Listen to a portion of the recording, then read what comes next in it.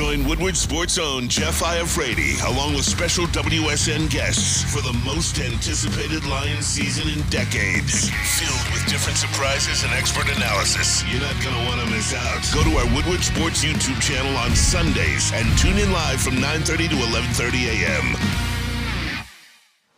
Good morning, everybody. It's the Morning Woodward Show here on the Woodward Sports Network. And guess what we are? You know what a time it is, baby. We're at Dispo and Romeo. It's the best of the best. You guys know what happens when we're at Dispo.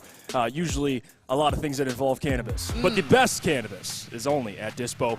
We're going to be here. All shows are going to be here. Big D Energy, Ermanni and Edwards, and, of course, the heavyweights are all here as well. They hooked us up with a pretty sweet setup inside here. And we got a packed show for you guys today. Lions play this Sunday.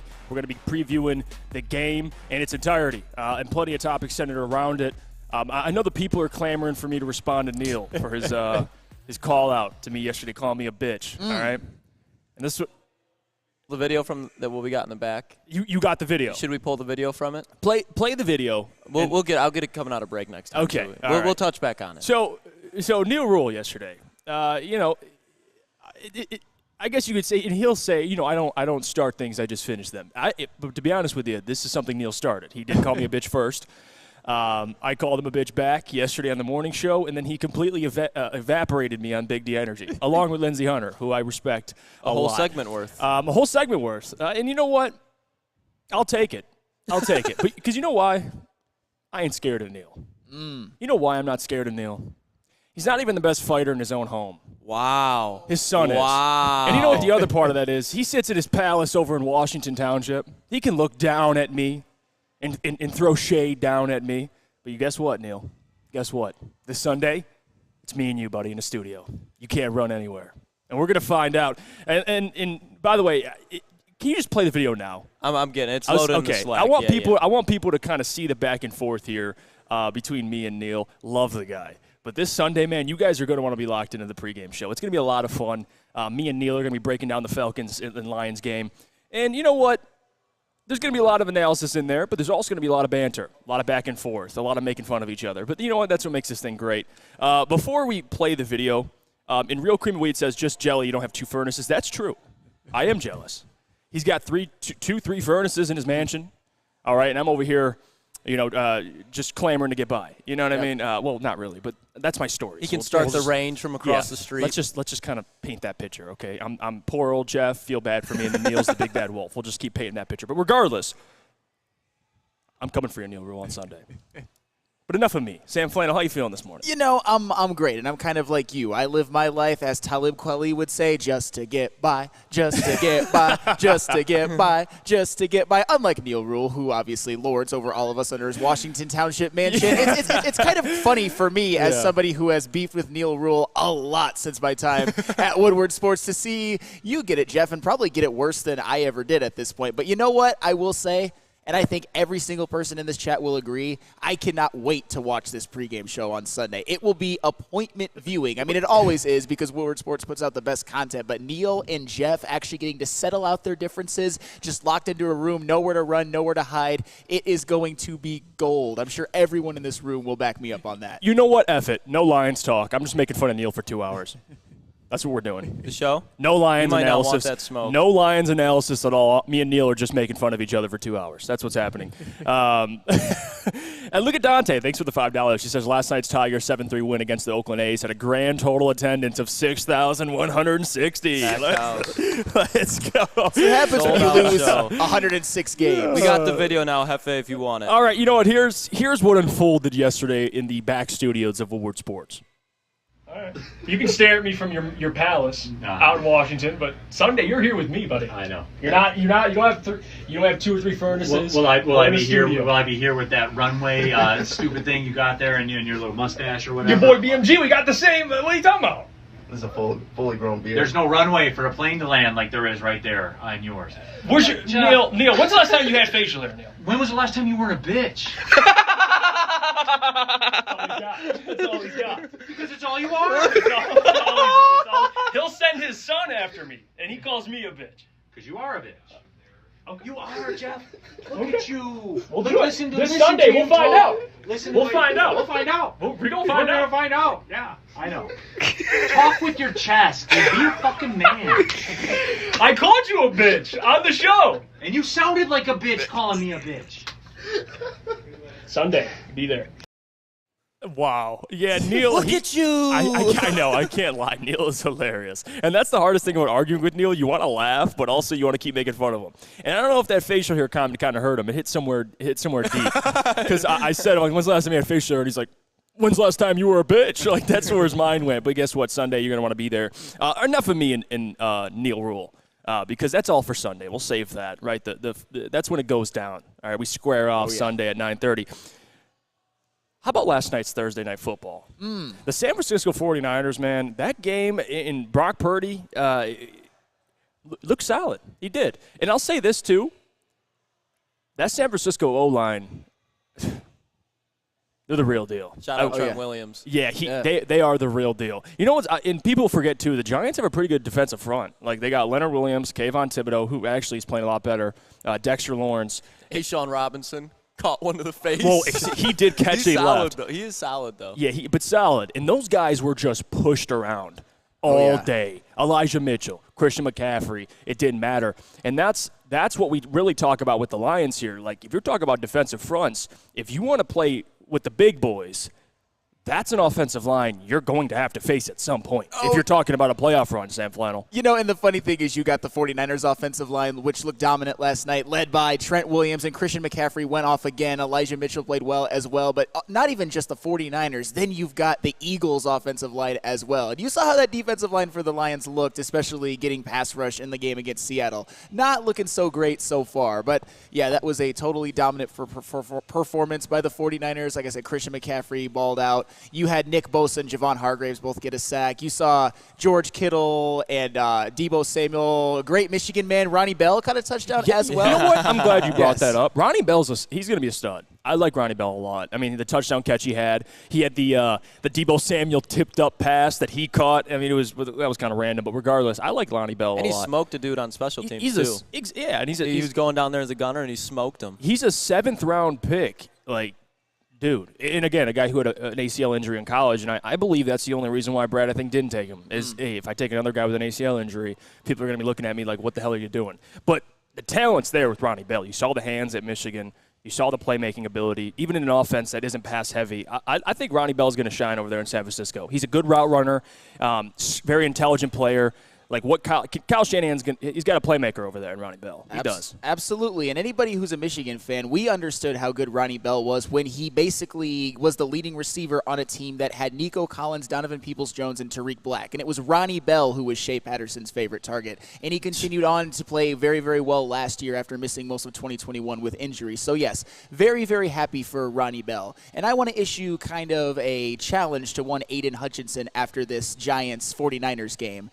Do not let Kayvon Thibodeau get more sacks than you this season. Kayvon's got the lead now. He's got one. He does, but Kayvon looked terrible last night. Kayvon was getting tossed around, and I'm not going to say that Hutch doesn't need a sack, but the sack that Kayvon got, it was like the pocket was collapsing, Purdy was stepping up, and Kayvon came from the other side of the pocket because he was getting blocked, and then he collapsed and got the sack. So, yes, Kayvon Thibodeau got a sack, but it's not like he beat some dude off the edge and smoked back. Yeah, and noted. He was getting thrown around all night. And let's put this into perspective, too. Like, Kayvon Thibodeau, and I got a buddy that's a Giants fan, and he was talking to me. He's been talking to me the last couple weeks about Kayvon Thibodeau. Giants fans are pissed at Kayvon. Like, he's been struggling early on this season. He finally got a sack last night. So it was much needed, though. You check his Instagram. You check his most recent couple posts, it's just filled with Giants fans just crapping on this man. So, yes, Aiden, I expect to get a sack this week. But, man, Kayvon Thibodeau, it's about time he came along. The Giants fans have been waiting on him. Yeah. They really have. Especially when you have Dexter Lawrence in the middle. I don't want to hear it. Even Leonard Williams. Yep. If you got Dexter Lawrence in the middle, generating pressure pretty consistently, Kayvon Thibodeau should be a 10 to 12 sack guy a year. Like Aiden Hutchinson, if you gave Aiden Hutchinson, Dexter Lawrence on this Lions team, good luck. How are you going to double Aiden? You're going to be focused. Dexter is a walking double team every play. So, sorry, Kayvon Thibodeau. There's some context there for you. Absolutely. Dexter Lawrence, Benito Jones. I cannot put my hand low enough. I don't know if you guys saw, though. How dare you? I know. Bugs is back on Sunday. It's about damn time. Yep, he put something on his Instagram last night. He said, I'll be there Sunday. So you're telling me Big Bugs is back. Well, no, you're telling me that they heard you. They heard the ball knower. They heard, don't worry. They heard your claim yesterday to bring Bugs back, and they said, you know what, that guy knows ball. Let's bring him back. Brad is a ball knower. It's kind of like a Spidey senses type of thing. He hears Lucas Klotz talking. He's like, let me just pay attention for a split second. Yeah. He'll decipher what I'm saying, and then, again, ball knower, there's levels to it, so he's above me, but he knows one when he sees one. He listen. That's fair. And then Ethan S. says Lucas for assistant GM. I don't think that's too off base. I wouldn't trust you with anything, but maybe player evaluation to some extent. What do you mean you wouldn't trust me with anything? You're the one who said, C.J. Stroud's a bum, but you know what, regardless. That I also said Sam Howell will lead the NFC East in passing yards. That's actually looking pretty good right now, not going to lie. I'm just saying. I admitted I'm wrong. It's too early to admit that I'm wrong about C.J. Stroud. I will say that he's looking better than what I thought. In week 2. I admitted I was wrong about Fields. Yeah. Speaking of the NFC East, man, Trayvon Diggs, he's done for the year. ACL tear huge. In practice too.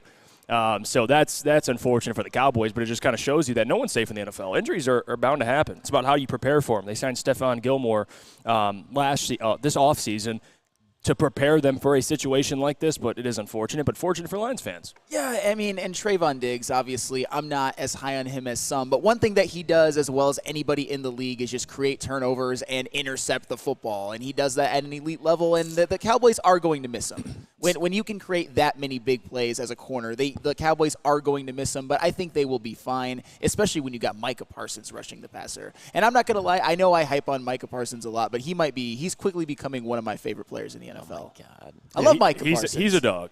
What's wrong with loving Micah Parsons? It's just such you love Mahomes, you love Micah, it's just like. I love Aiden Hutchinson. I love him more than his mother does. I said that on the show. That's fair. All right, you take it there. Speaking of just things happening around the NFL, we didn't talk about this yesterday, but Cam Akers is now a Minnesota Viking, and he joins a squad that I believe is bottom of the NFL in yards per carry. They just could not run the ball, and guess who they call to save them? Cam Akers. Cam frickin' Akers, who the Rams have been trying to sell for $1 for the last year. You know what? The Minnesota Vikings, and just looking around the NFC North, the Lions just look better and better without doing a damn thing. The Chicago Bears are dysfunctional. Matt Eberflus didn't even address the team, what happened with Alan Williams. Didn't even mention it. Just said, all right, guys, business as usual. Your DC just resigned, but we'll just move on. It's all good. Yeah, I mean. And then there's the Vikings, and they are defense. Their defense is people are slicing through them. Bring us more offense. Like a sheet of paper, and they trade for Cam Akers. Who's already had a significant injury. And Eric Allen says, watch your tongue, Jeff. Akers still has juice. Oh, my God. guys. Eric, I'm going to hold you to that, Eric. If continue. What were you going to say, Sam? It's all right. I have almost a personal vendetta against Cam Akers because I'm going to kind of paraphrase Neil Rule, something that he always says. I always hear about Cam Akers. There's always somebody in everybody's fantasy league that's like, oh, my God, I got Cam Akers as my RB2. I'm winning the league. I hear about him all the time, but I never see it. That's why his career high in rushing yards for a season is 786. And he's talked about he's going to be this future star or something. And in his first game this season, he had 29 yards on 22 carries. Kyron Williams passed him up. That's what does that tell you? And Kyron Williams could end up being a very, very good player. But what does this also tell you something about? Alexander Mattison, decidedly not an RB1. I mean, think about it, guys. You're 0-2. You're 0-2 and you're the Vikings. And offense are just slicing through your defense. Cam Akers was their panic button. And you go get that's your panic button. Cam frickin' Akers. When things go wrong and you got to break glass, go get Cam Akers. If anything, Vikings, you should be selling, not buying. You should be selling. You're bad. Sell. Know your role. Sell. Know your role. Kirk Cousins should be in New York. They should be a Jet. Although I wouldn't root for that because I don't want the Vikings to suck and get Caleb Williams. Yeah. But regardless, if you're thinking just objectively, I'm not a Lions fan. Sell. You stink. What are we doing? but they buy Cam Akers. And this is why Lions look better and better. The only organization I'm fearful of, and I don't even know if I'd say fearful, but the Packers I think are going to be decent. But besides that, man, the Vikings and Bears are it's a disaster now this season for both those teams. And even the Packers, they blew a 12-point lead in the fourth quarter. That was a game that they probably feel like they let slip away. That was the first time Jordan Love had pressure on him, like where he was uncomfortable in the pocket, because think against Chicago, he's going to be any quarterback is going to be sitting pretty in there, and then Eldon Jenkins went down. Besides Bakhtiari, their best lineman, so they're probably going to be without Eldon Jenkins for a minute. Once he went down, Jordan Love started getting pressure in his face, and he was not throwing the best footballs, and the Packers were just panicking. So that's the key. They showed you right there. That's how you beat the Packers. You just put pressure on Jordan Love. You make him make quick decisions where there's not really the most best decisions.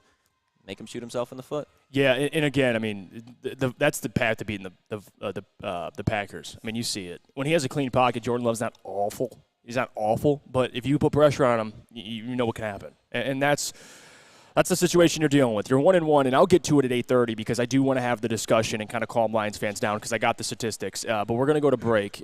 But first, I got to hear about our friends over at Lady Jane's. Of course. And today's not haircut day for me, but even if it was, I would make the trip from Dispo to the Lady Jane's in Birmingham to get me this A-plus haircut, which I always have from A-plus stylists. Come to Lady Jane's Haircuts for Men for an award-winning haircut experience. Register to win a trip of your dreams and all expenses paid suite for the 2024 NCAA tournament. That's right, no expense spared for you and 5 of your best buds. Lady Jane's Haircuts for Men, open 7 days a week. Walk in anytime. It's wicked awesome.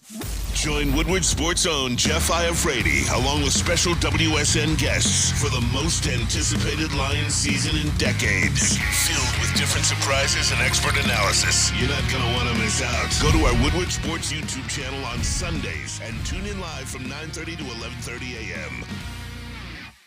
By now you know me, Christina Gennari, as the obvious choice in real estate. And you know my website, soldchristina.com, as your #1 resource for buying or selling your home. Myself, along with my amazing staff, pride ourselves on making your home buying and selling experience a relaxing and easy one. Come see why we are the obvious choice. Christina Gennari at soldchristina.com, the obvious choice in real estate.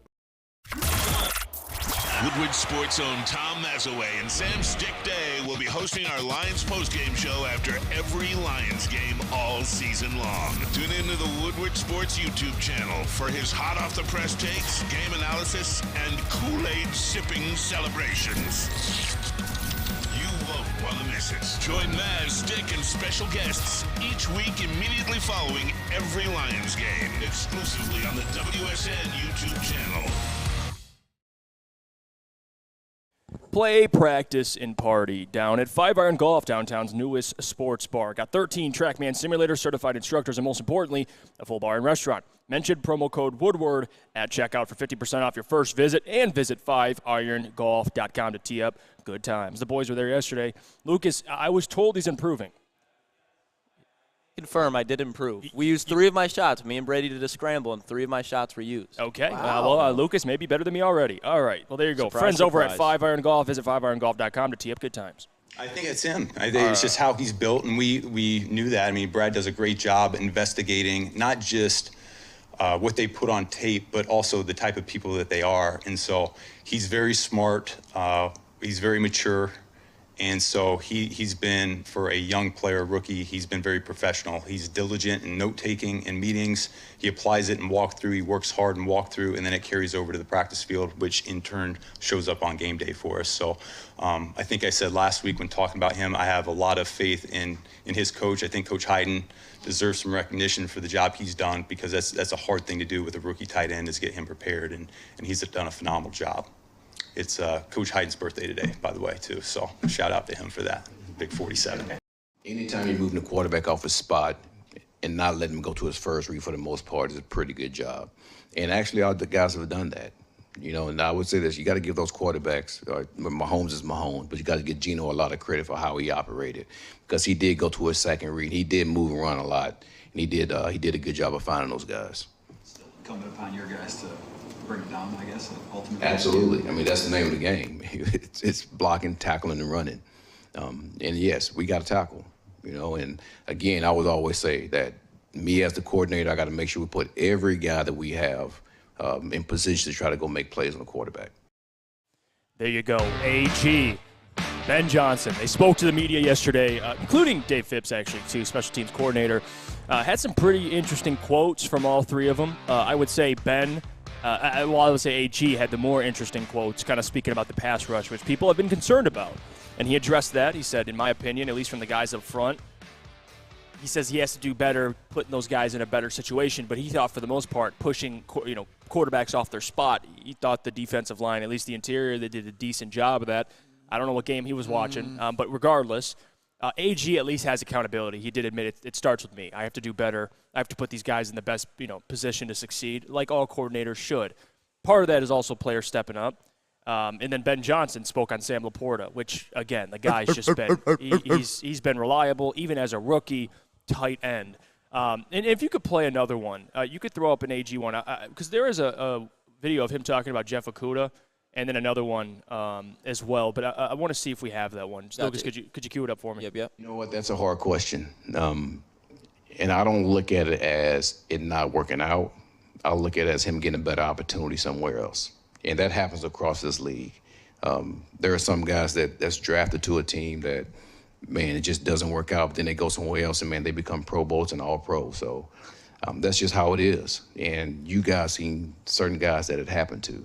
So, I mean, hell, I was with the Jets, and I was a really good player. And then I leave and go to Texans, and still a good player. So, not trying to toot my own horn. But the thing is, as you go show you, man, it doesn't matter.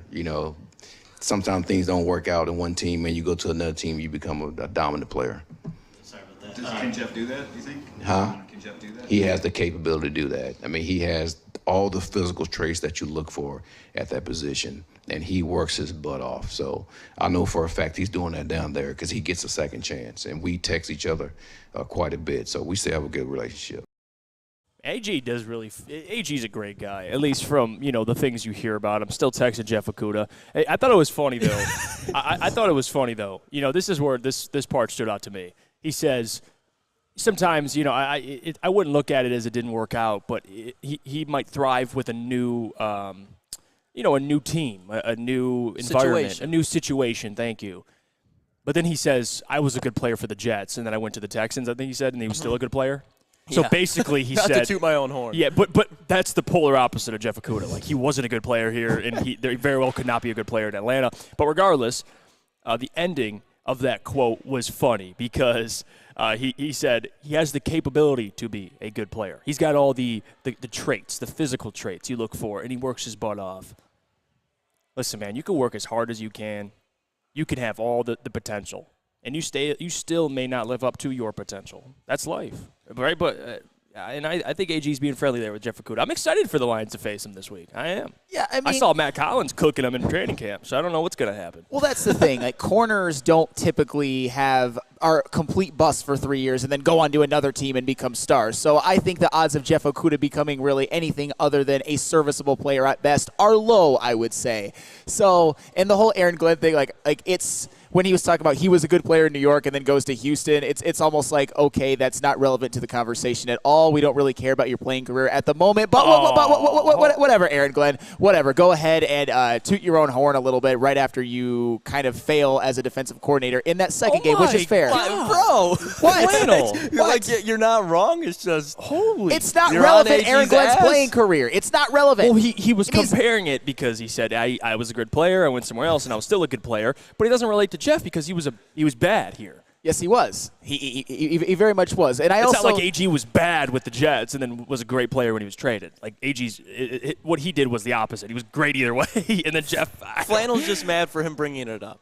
Yeah, Sam just went. He took that personally. Well, it's not relevant. Jeff Okudah was one of the biggest busts in Detroit Lions history. And I get it. He suffered a devastating injury in his second year. He had a terrible rookie year. And I would say his third season I would say uneven at best. And at times just as bad as it looked in his rookie season. I'm not trying to attack Jeff Okudah. I think he could be serviceable. I think he could have the best years of his career with Atlanta. But I don't think he's ever going to be a star or a cornerback one or anything. Maybe with A.J. Terrell on the other end, he could actually be okay. But I'm not going to hold my breath. Yeah, and this comment, too, hoof-hearted. Okudah had some good games here and there, but he was disastrous more often than he was good. Yeah, that's That's pretty fair. Broad Sparty says, who pissed in your Wheaties, Sam Flannel? Nobody. Aaron Glenn did. Aaron Glenn did. Yep, that is fair.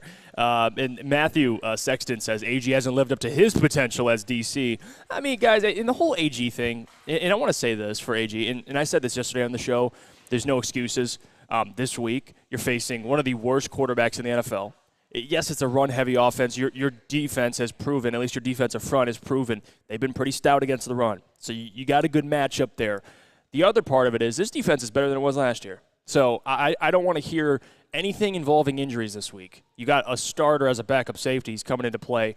The Lions should win this football game. Oh, yeah. And defensively, they should look damn good at home. So for AG, I don't want to sit here and say AG should be fired, all this stuff. I know people are already at that point. That, to me, it's a little premature.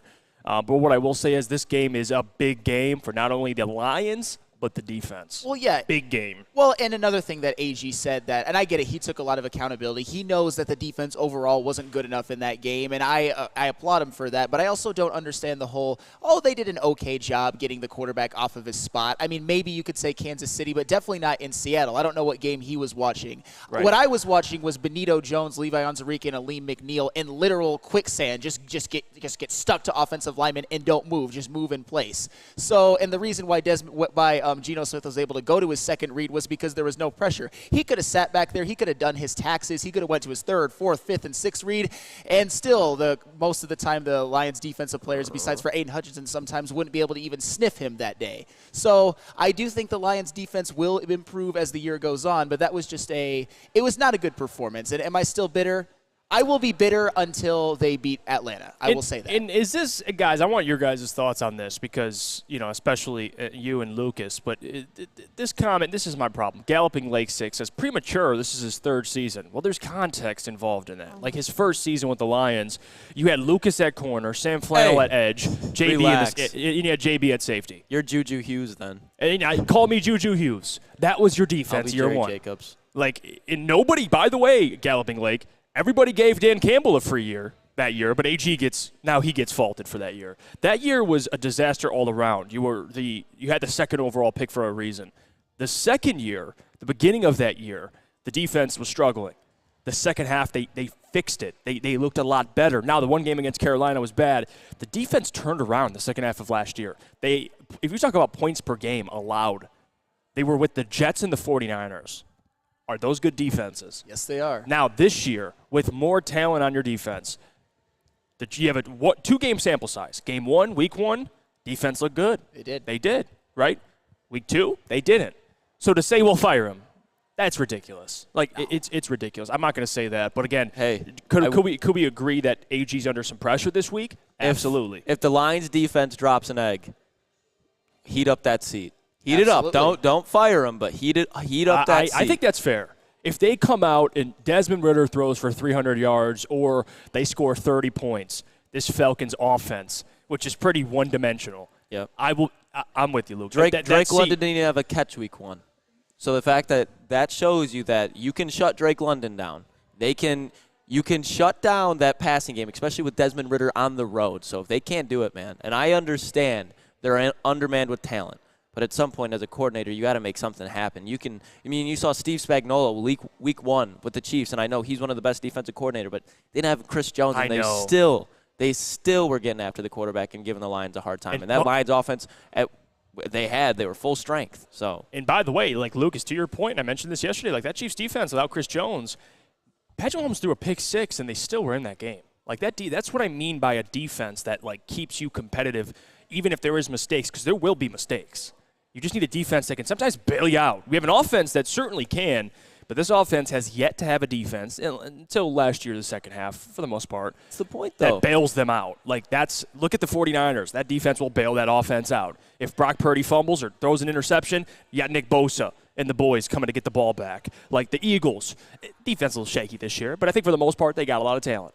Dallas Cowboys, even without Trayvon Diggs, Dak turns the ball over, those guys are going to get that ball back, or at least try to, get a stop. This Lions team, you turn the ball over, they're scoring. That's how it's looked so far, at least in the Seahawks game. Well, yeah, 100%. That has to change. Well, and like you said before, I would say that this Lions team given the injuries, it's kind of tough to say, but I would still say that they are a more talented defense. They have better personnel. They have some young guys with more experience under their belt. They should be better. And to their credit, I thought they were very, very good against Kansas City. And I don't think the defense was the sole reason why the Lions lost against Seattle, but it was part of the reason. When the Lions made mistakes, it was just pretty much Seattle going right down the field, a short field, albeit, and scoring touchdowns. Right. So I think the defense as a whole just has to be better because the offense against Seattle put them in a good position to win other than the Jared Goff pick six. And by the way, I want to read this one comment that we'll go to break here. WeezyD313 says, what if Ben Johnson can't get us 30 points against an Atlanta defense that none of us respect? He'd up Ben Johnson's seat too. That's ridiculous. The thing is just like we've had such a vacuum size of Aaron Glenn where you saw the beginning of last season still means something because you've seen it. When have we ever seen Ben Johnson just make this offense look absolutely foolish? Lucas, you can count on one hand the amount of duds this offense has had since Ben's been here. And there's just the thing is just there's no excuses for Aaron Glenn this year. There's just not. No. You have a revamped defense and the positions that you needed. I understand the D-line's hurt right now, but now you got the guys that you had last year. I know minus James Houston. You got Jack Campbell. You got Brian Branch. You will have Emmanuel Mosley when James Houston. I know he's not going to return the whole season. You'll get Emmanuel Mosley at some point. So this defense is better than what it was last year. That's why people, when the Lions are in win now mode, and you have a defense like that you expect to be at least a little bit better, and you're starting to see shades of what was at the beginning of half of last year, yeah, you're going to raise your eyebrows and be like, all right, absolutely. We see you. It's not time to fire you, but we see what that is. And as fans, as players, as coaches, you got to hold that accountable and be like, all right, we saw that happen, but if it keeps happening, you have to just at some point just be tired of it and have to move on. But we're not saying that's going to happen, but you have to raise the question at some point. And there's levels to being on the hot seat. I think AG is probably the one with the microscope under him. I think Dan Campbell, to some extent, because of his slow starts through his career here as a head coach, this year I do think games like this week are important. Because if you fall to 1-2, and then you have that short week to face the Packers, and God forbid, I'm not saying they will, but let's just say hypothetically they lose that. Now you're 1-3. You talk about the first 3 seasons for Dan Campbell, all slow starts. Yeah, we're looking at you too, Dan. It's not just AG. So, again, should we fire anybody right now? No. But the coaching staff, you're looking at them this week. You're looking at them this week. And by the way, could you tell everybody where we are right now at this beautiful palace in Romeo? Absolutely. We are Not at Neil Rule's Dispo in Romeo, and you can experience the true meaning of exceptional cannabis products with Dispo Dispensary. With over 12 locations, including their new location that is now open in Whitmore Lake, Dispo is never far away. You can come visit all of us today at Dispo Romeo for an all-day live broadcast. Yes, that is Morning Woodward Show all the way up until Woodward Heavyweights. We'll be here until 7. Dispo Dispensary, DispoShops.com, your local cannabis plug. Where's the most convenient place to get that big fitness energy? It's Planet Fitness. Join today for just $1 down, $10 a month. With over 2,400 locations and equipment for every workout, you can get in, get energized, and get going. And with free fitness training and most clubs open 24 hours, everyone belongs in the judgment-free zone. So join today for $1 down, $10 a month, no commitment, cancel anytime. Deal ends Wednesday, September 13th. Join now at any Metro Detroit location. Hurry, offer ends soon.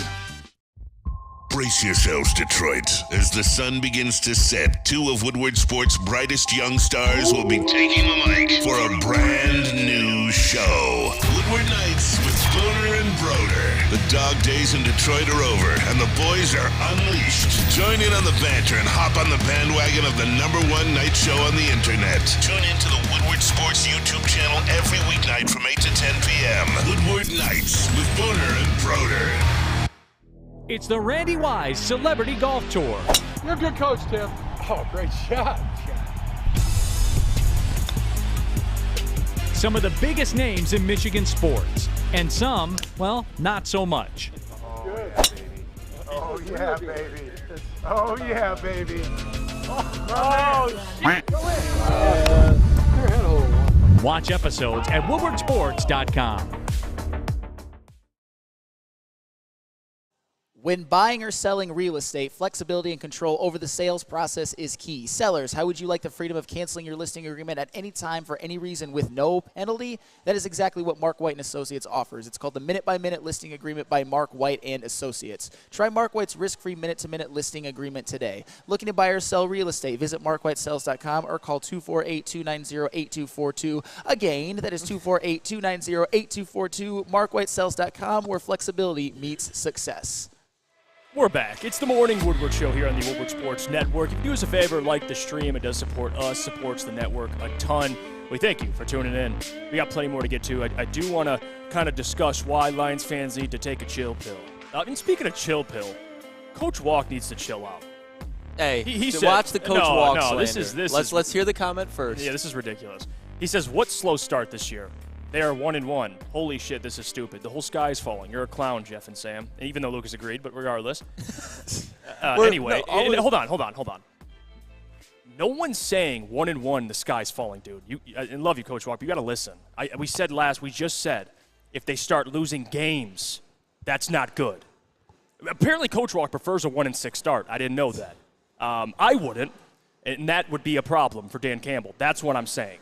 No one's saying it, and I'm about to get into a segment why 1-1's okay, Coach Walk. But you're a hater, Jeff. Stop hating, man. People just, they don't, again, and I say this all the time. God gave you 2 ears and 1 mouth. You have to listen. It's so important. Just listen to what we're saying. I didn't say once fire anybody, did I? No, you did not. Okay. In fact, you're about to quell a lot of our fears, aren't you? Exactly. You're about to. I said slow. And by the way, Coach Walk, you said slow start. I said it could be. What if it is a slow start? 1-1 is fine. What are we talking about? Especially in today's I said NFL. If you lose to the Falcons, and God forbid you lose to the Packers this week, yeah, you're 1-3. I'm terrified. And that could be a week from today, by the way. Yes. For real. Again, you got to listen. Okay, anyway, let me tell you about why everything's okay. Right. And that's what I'm going to – Coach Walk's shocked right now, but that's what I'm about to do. I'm going to tell you why everything's okay, because for people that don't know, and this is an interesting stat, you look at last year's playoffs, 8 of the 14 playoff teams that made it into the playoffs started the season either 1-1 or 0-2. The other 6 teams started 2-0. Okay? That's what we're dealing with in the postseason. 8 of the 14 teams that made the playoffs started 1-1 or 0-2. That is now the modern-day NFL. Even if you are 1-1, even if you are 0-2, you can still make the postseason. You can still win your division. The season's not over. Coach Walk would say I was saying it's over, but it's not. And those are the stats from last year. So when you look at a big picture, the Lions are fine. No one's saying the season's over. No one's saying, I'm not watching any more Lions games. They're not making the playoffs. No one's saying that. What I am saying, though, is those teams that are 1-1 or 0-2, guess what they started doing? Winning. That's important. That's what we're discussing, Sam. And you would agree. If you're 1-1, pants get a little tighter. You got to start winning games. No one's saying the season's over. The Lions are still in this. Your division's a disaster. It is. Like, they should win their division. No question. And if you win your division, you host a playoff game. Yep. So the Lions are very much in it. That's why I want people to not take this stuff out of context here, like what we're saying. Can we react to a loss at a game they should have won? Of course. Can we point out things they did wrong? Of course. Does it mean the season's over? No. Like, I think that's the problem, right? Like, people expect us after a loss to come in here and kiss ass. That's not how this works. Nope. Exactly. Like, imagine that. Like, after a loss, I'm like, AG, man. Like, AG, he's a great guy. Aiden Hutchinson, he's the best defensive player. It's fine. Yeah. You know what? Yeah, Dan Campbell, you're fine. Go for it every time. I'm cool, man. I don't give a damn. You're still going to win games. Jared Goff, you're good. You stink, actually. No. You have to talk about what you see. Got to keep it a buck. You have to keep it a buck. Now, they're still in this thing, Sam Flannel. Yeah. 8 of the 14 teams that made the playoffs started 1-1 or 0-2. It's okay. Lions fans need to chill out. Everything will be okay. They just got to start winning games, which I expect them to start doing. I mean, there's a fine line, and I personally think we've towed it very well between saying the sky is falling, which none of us have, by the way. We were just a little bit disappointed, and from just blindly being like, everything is awesome, which we're not going to do as well because it could be not awesome if the Lions don't wake up and win at least one of these next 2 games, preferably 2. But here's another reason why everything the Lions want is right in front of them, and this is even taking into consideration the injuries that the Lions have, people who are going to be out for a while, and people who you expect back soon, like Taylor Decker, David Montgomery. And Emmanuel Mosley, guys like that. Jamison Williams. Jamison Williams as well. That's a great point. We get him back in Week 8. That's what I can't wait for, man. Week 7, by the way. That is a great point, Lucas. But Detroit Lions, as I've said on a previous show, their final 7 home opponents. Falcons this week. Do we think that they can win that game or should win that game? Absolutely. Should. Let's say should. Let's say if they should win that game. Let's just do that for all of them. Absolutely. Panthers. Yes, they should. Raiders. They should. Bears. Yep. They should. Packers. They should. Broncos. They better. They better. Vikings. They better. Those are 7 wins that I would say I wouldn't say they're guaranteed or anything because nothing's guaranteed in the NFL, but the Lions will absolutely be favored. I think probably their toughest home game moving forward might either be this weekend or home against Green Bay. We'll see how Green Bay shapes out when they actually play them at home this year. And a couple of their road opponents, do you expect them to go into Minnesota and win? Yeah, they only lost. They lost last second last year. They're better than Minnesota. Yes. Do you expect them to go into Chicago and win? Absolutely. Mm-hmm. Do you expect them to go into Tampa Bay and win? They better. You know what? Yeah, they do. I do expect them to win.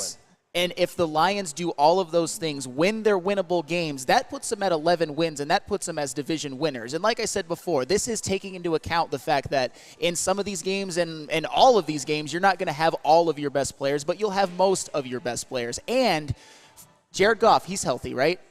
He is. Yep. Aiden Hutchinson's healthy. He is. Amon-Ra St. Brown, he's not totally healthy, but it's looking like he's on track to play, correct? He will play. Is Penei Sewell healthy? Yes. Have the early returns on Sam Laporta and Brian Branch been good? I would say so. How have the early returns this season been on Josh Reynolds? He's been great. Actually above what I expected. Absolutely. And despite all the injuries in the secondary, you have a guy named Tracy Walker who is right there waiting in the wings, who on a lot of teams would start.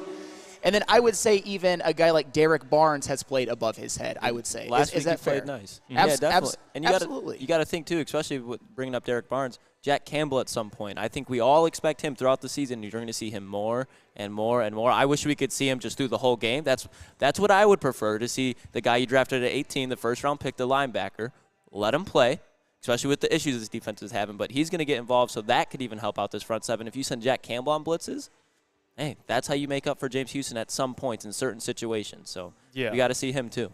Well, I mean, and furthermore, how has Frank Ragnow looked? I think he's looked pretty good. That toe hasn't seemed to bother him. I would say that overall, Cam Sutton has been at least solid. Yeah, I actually Sutton has been good. Yes. Besides that tacky PI call, but besides that, you haven't heard his name at all. No, not really. Absolutely. So there are some things this season for the Lions that have not gone so well, particularly their defensive line. I mean, and another one, John Kaminsky. Do we expect him to play better as the season goes along? I do. I Especially hope so. this week, I really hope so. And Maz brought it up on E&E, but John Kaminsky came from Atlanta to the Lions, so I think he's going to have an extra chip on his shoulder. So John Kaminsky, he could have a big game for the Lions this week, and I expect him to step it up, especially throughout the whole season. Now, especially if we got Bugs back too. Well, I guess the point is that, and yeah, Isaiah Buggs, we expect him to play better than Benito Jones, Levi Onwuzurike, at least those two. I think that is fair because he's shown that he's a better player than those guys. At least he has been in the past. So I guess my point is that there is still no excuse for the Lions not winning 11 games or 10, 11 games and winning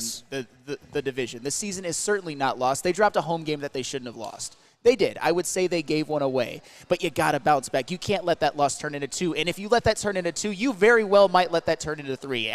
A week from today, the Lions could be looking at either 3-1 or 1-3. Which one do you want to be? I would say at worst 2-2, but 3-1 is certainly a possibility. 3-1, Flannel. Absolutely, it should 3-1. It should be. And by the way, like for just the week it's been, like talking about the last week's performance against the Seahawks, we've been consistent. We've been consistent. Monday morning, we reacted to what we took away from the game positively and negatively. We brought up things that we still believe to this day. There hasn't been any, going back and forth for us. We think they should win this game. I wouldn't say it's a must-win. It's week 3, but damn, you better win. It really applies pressure if you don't win this game. It puts you in a bad spot. You're now fighting an uphill battle. Right now, they're just coasting. They're 1-1. You're not too high. You're not too low, but you go 1-2. Uphill battle. Yeah. I'm not going to even talk about 1-3 because I don't think that's going to happen. I don't think so. I'm not even going to put it in the air. But it's what we've been dealing with, right? Lions lose a game at home, their home opener. Of course, you're going to have things to take away from it. The defense, we talked a lot about that defense. I don't think any Lions fan would sit there and say that defense was great. So if you think that's a bad take, then I disagree.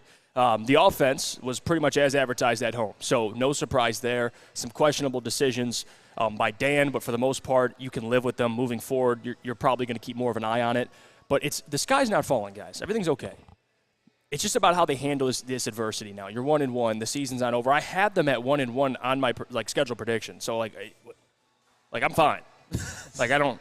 Of course, Monday am I going to be frustrated with some of the things I saw? Of course. What, am I not supposed to be frustrated? As a Lions fan, and all Lions fans should have these expectations. You should have high expectations, and when your expectations don't happen, week by week, you get frustrated. But that's what happens when you have a good football team. Yep. You expected them to beat Seattle. Even though I had them at 1-1, I still thought, you know what? They beat Kansas City. That's the loss I had. I think they have a chance. So when they don't win that football game, of course it's frustrating. But we'll go to break, and when we get back, I do want to talk more about the game itself. One player on offense, one player on defense you're most excited for, or just players that need to step up this game on Sunday. We'll get to that and much more. But first, we got to hear about our friends over at Guardian Alarm. Absolutely. Defense that never lets you down. Let Guardian Alarm offer you customized solutions from real experts. Our professional technicians take the time to recommend security and automation solutions specific to your needs. 24/7 professional monitoring. Calls anytime, day or night. And know that a Guardian team member will stay on the phone as long as needed. Technology backed by people. Your safety and security deserves technology that's been proven to work and people who have been proven to care. Call them at 1-800-STAY-OUT. That's 1-800-STAY-OUT. Guardian Alarm, your local security experts. Join Woodward Sports' own Jeff Iafrate, along with special WSN guests for the most anticipated Lions season in decades. Filled with different surprises and expert analysis. You're not going to want to miss out. Go to our Woodward Sports YouTube channel on Sundays and tune in live from 9:30 to 11:30 a.m. It's Sean Jordan from the Sports Marketing Agency, and SMA wouldn't be who we are without our amazing partners. Thank you so much, Sean. At Detroit Wayne, we want to serve as a resource for you and your families. We offer mental health services, substance use disorder services throughout our communities, and we want to be that source and resource within the community. If you or a loved one are suffering from a mental health or substance abuse issue, please don't hesitate to call 1-800-241-4949.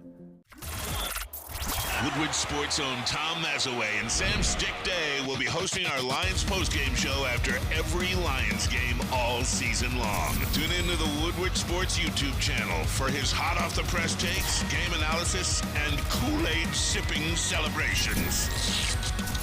You won't want to miss it. Join Maz, Stick, and special guests each week immediately following every Lions game, exclusively on the WSN YouTube channel.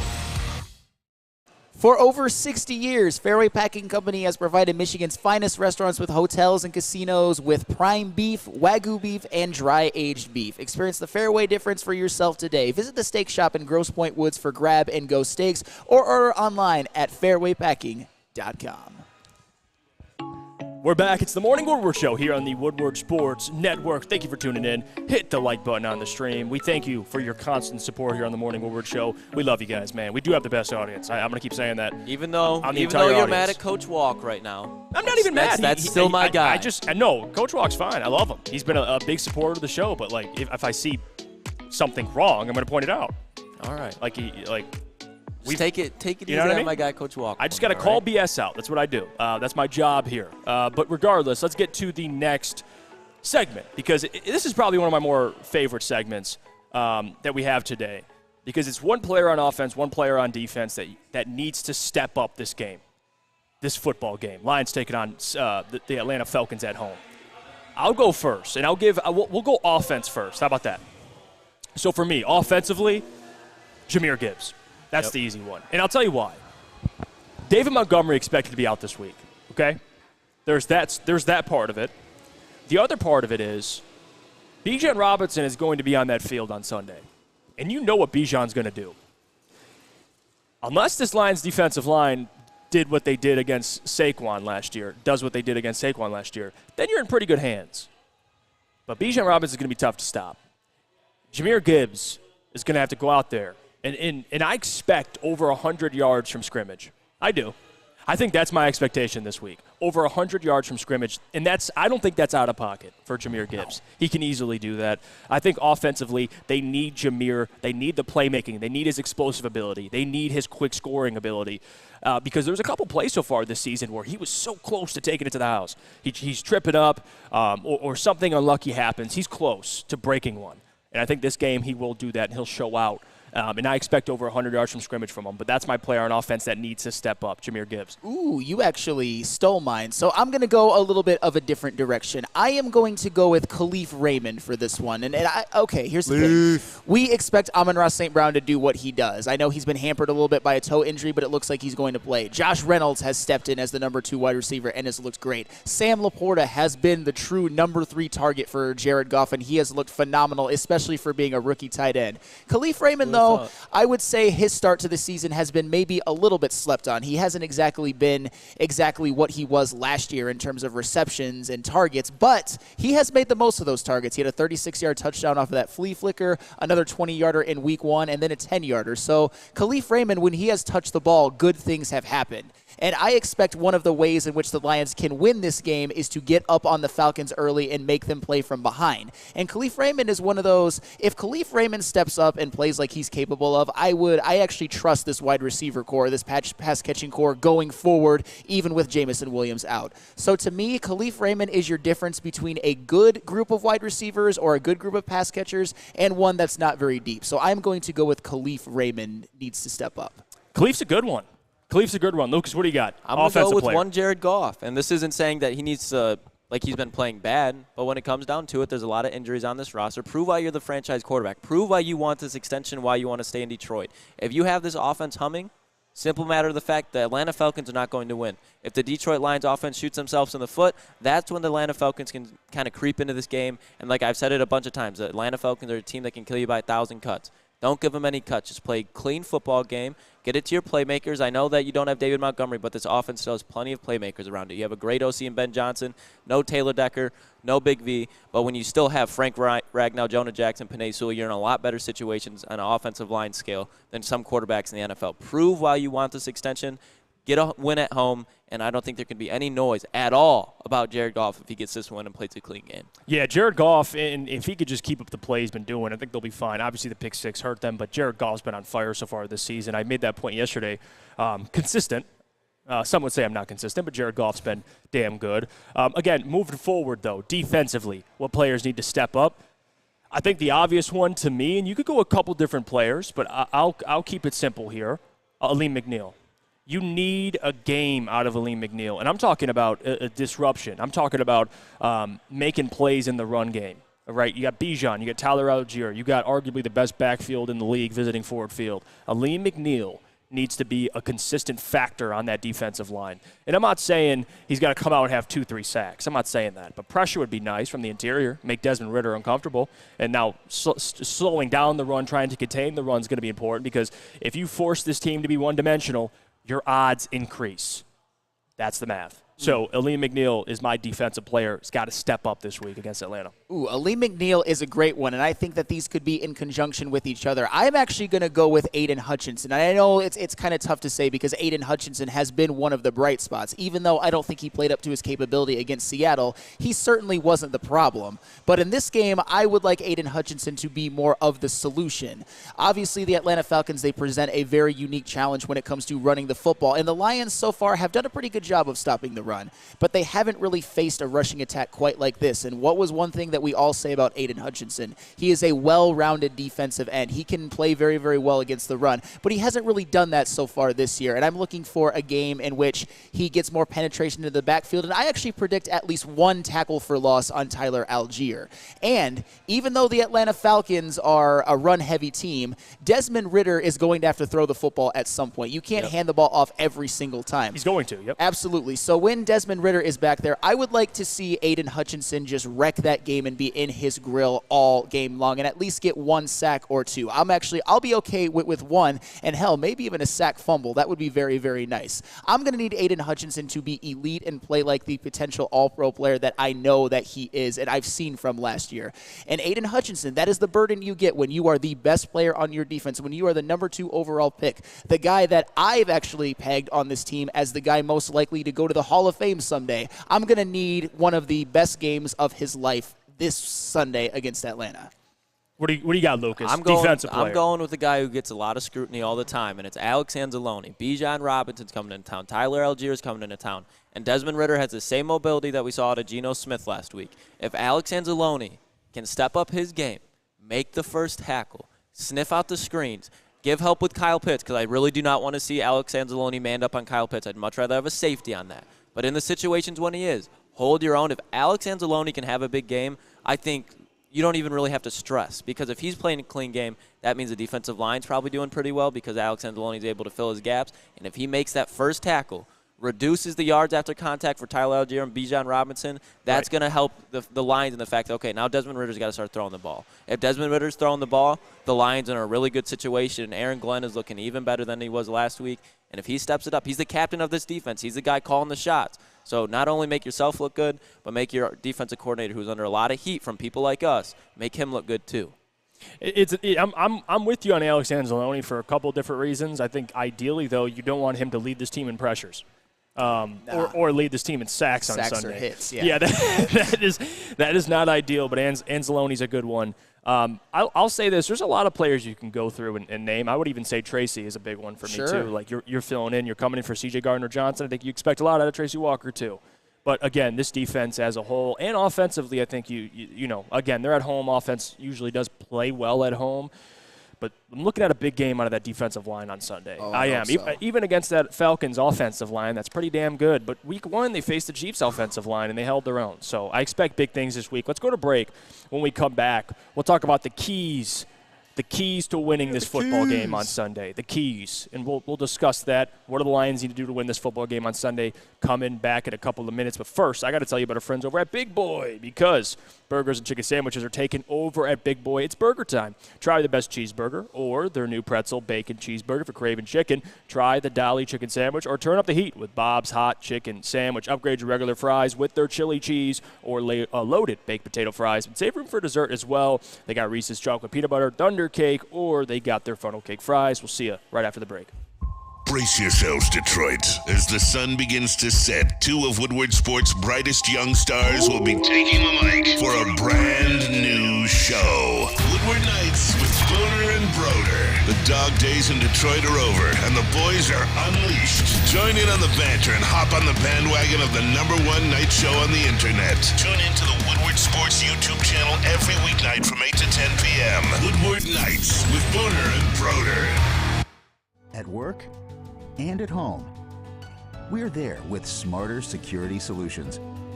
Featuring complete automation with customized alerts and more. For over 90 years, we've been the company that's been counted on to protect what matters most, all with personalized service and care. Right now, for a limited time, receive a free video device plus free installation with a new home system. Guardian Alarm. We protect Michigan.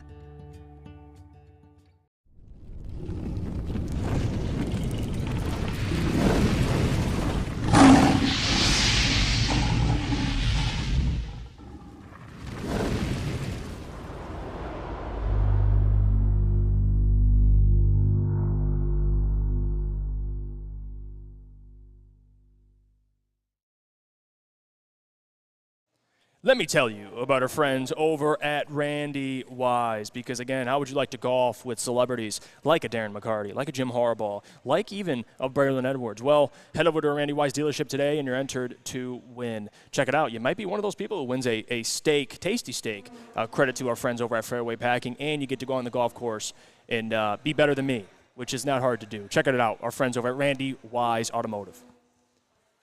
We're back. Welcome back to the Morning Woodward Show. Flannel, bro, you kill me with those. As you were, Jeff Iafrate.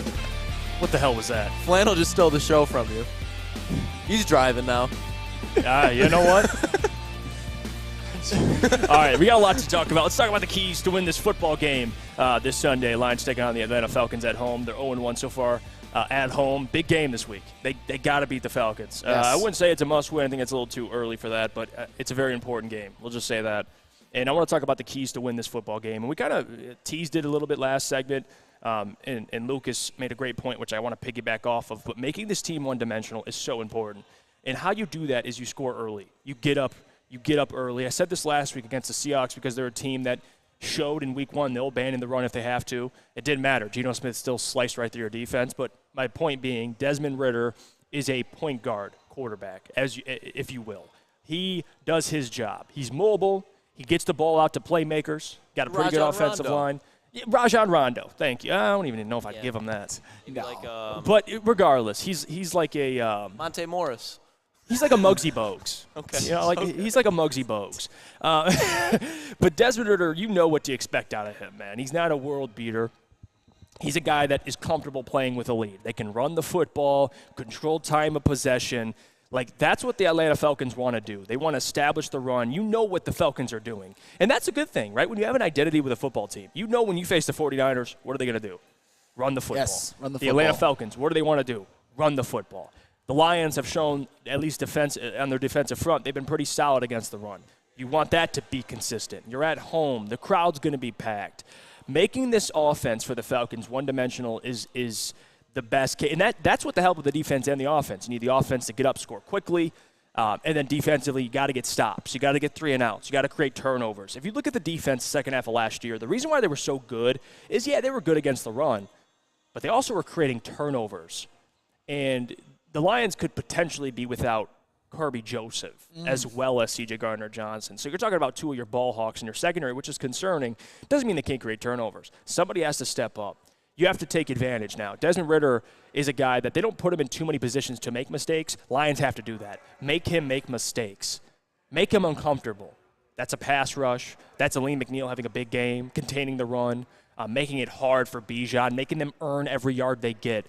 I think that's the go-to key to beat the Falcons, Sam Flannel. You go up early, and you make this Falcons offense one-dimensional. Make Desmond Ridder beat you. Make him beat you. And I don't think he will. No, I mean, Desmond Ridder, he's the guy that you don't want Bijan Robinson and Tyler Algier to just be killing you all day, especially Bijan Robinson, because that's obviously the strength of their team. And speaking of strengths, there is something that has no weakness. That is the Lions pregame show this week with Jeff Iafrate and Neil Rule. I cannot wait for that one. I am so excited. The Woodward Sports Lions pregame show returns for another season of Lions football. Join Woodward Sports Network host Jeff Iafrate this week with Neil Rule and weekly special guests on the Woodward Sports YouTube channel. Whether you're sipping the Kool-Aid or kicking and screaming same old Lions, you will not want to miss the show. Live this Sunday from 9:30 a.m. to 11:30 a.m., getting you ready for the Lions Falcons. Join us all season long for an action-packed Lions pregame experience. You know, I think the keys that you mentioned are pretty universal. Definitely get an early lead on them and then force the Falcons to have to throw the football. Because if you're behind by too much, you can't just keep running the football. Force them to, I wouldn't say abandon it, but make Desmond Ridder maybe drop back and attempt 25 to 30 passes. I think if that happens, that's a win. That is 100% a win. I think you could pencil in a win right now if that happens. And another thing that I touched on a little bit yesterday, I want to kind of piggyback off of what you said. The Atlanta Falcons offensive line is incredible at run blocking. When it comes to run blocking, I don't think there's an offensive line that's better. But I'll tell you what, I did a little bit of digging on one of my favorite websites called Pro Football Focus. And you can take Pro Football Focus for a grain of salt if you want. But I've got some staggering numbers when it comes to the drop between Atlanta Falcons offensive linemen's run blocking versus their pass blocking. Their tackle, Jake Matthews, his run blocking grade is 75.2. This is from 0 to 100. His pass blocking grade is 63.9. Listen to this, though. It gets better. Chris Lidstrom, universally regarded as one of the best offensive guards in the NFL. His run blocking grade is actually a little bit worse than I thought it would be, 79.7.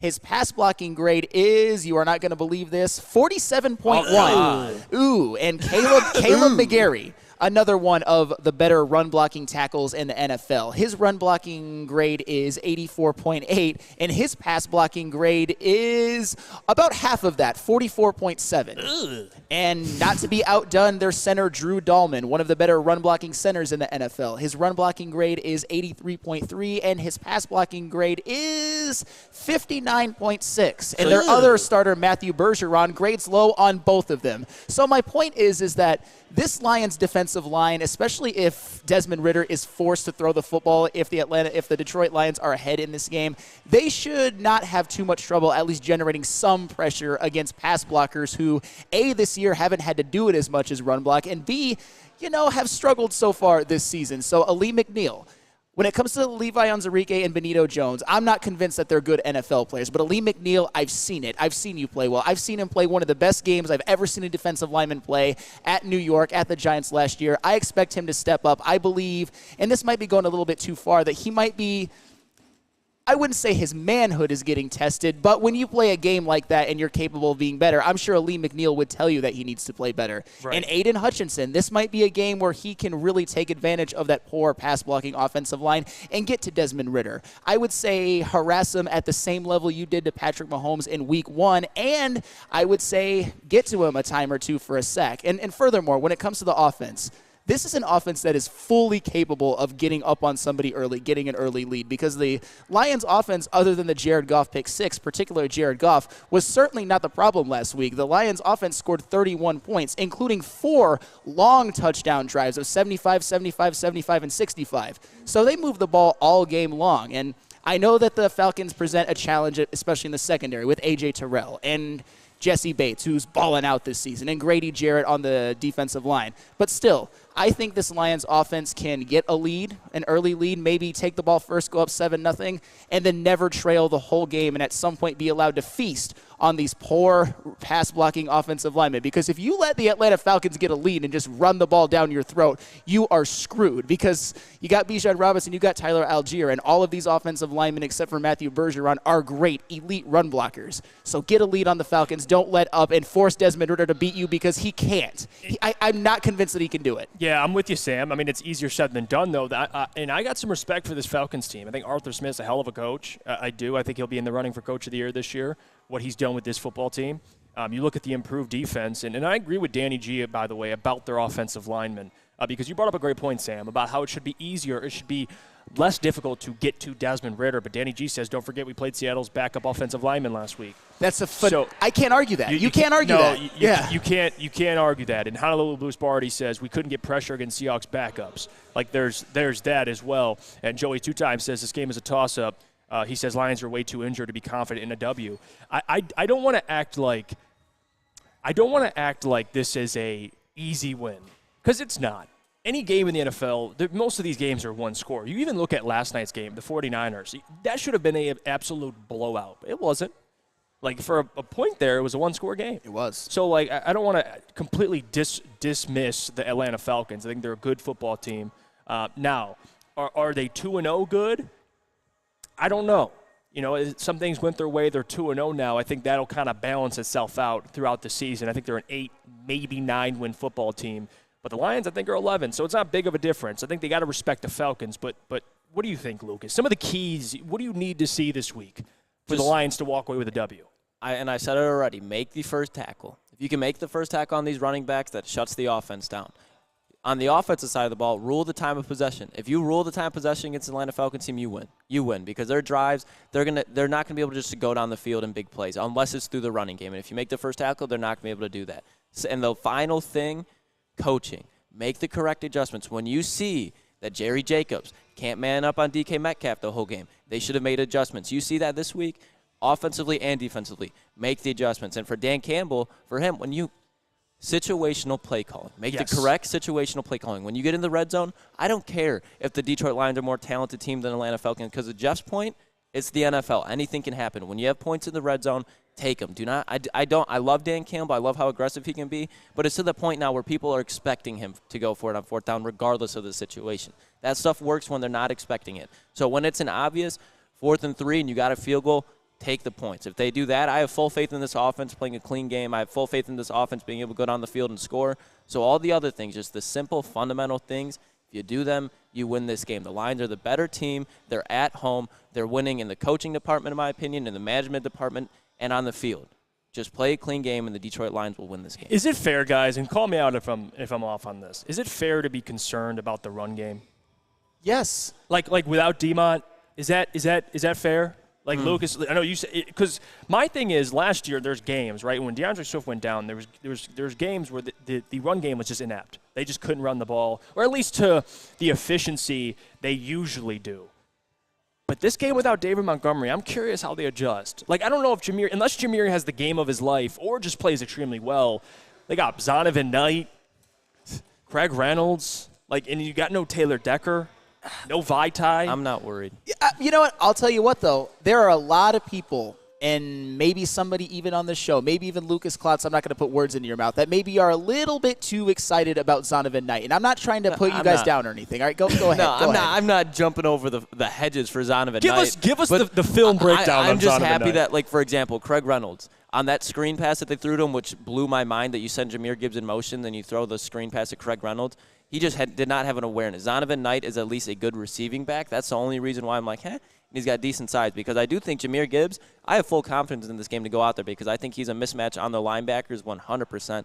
If you can get Bud Dupree pushed outside, then you got Jameer Gibbs on one-on-one, and anybody on the open field, I'm going to take that. So I'm very excited to see Jameer Gibbs, so I'm really not that worried. I haven't had a reason to worry about this Lions running game. I understand in the second half you wanted to see more out of Jameer Gibbs, but they were also down by 10 points, so they weren't able to run the ball like that. Now they're in a position where they're going to try to control the clock, so they're going to see Jameer Gibbs running the ball.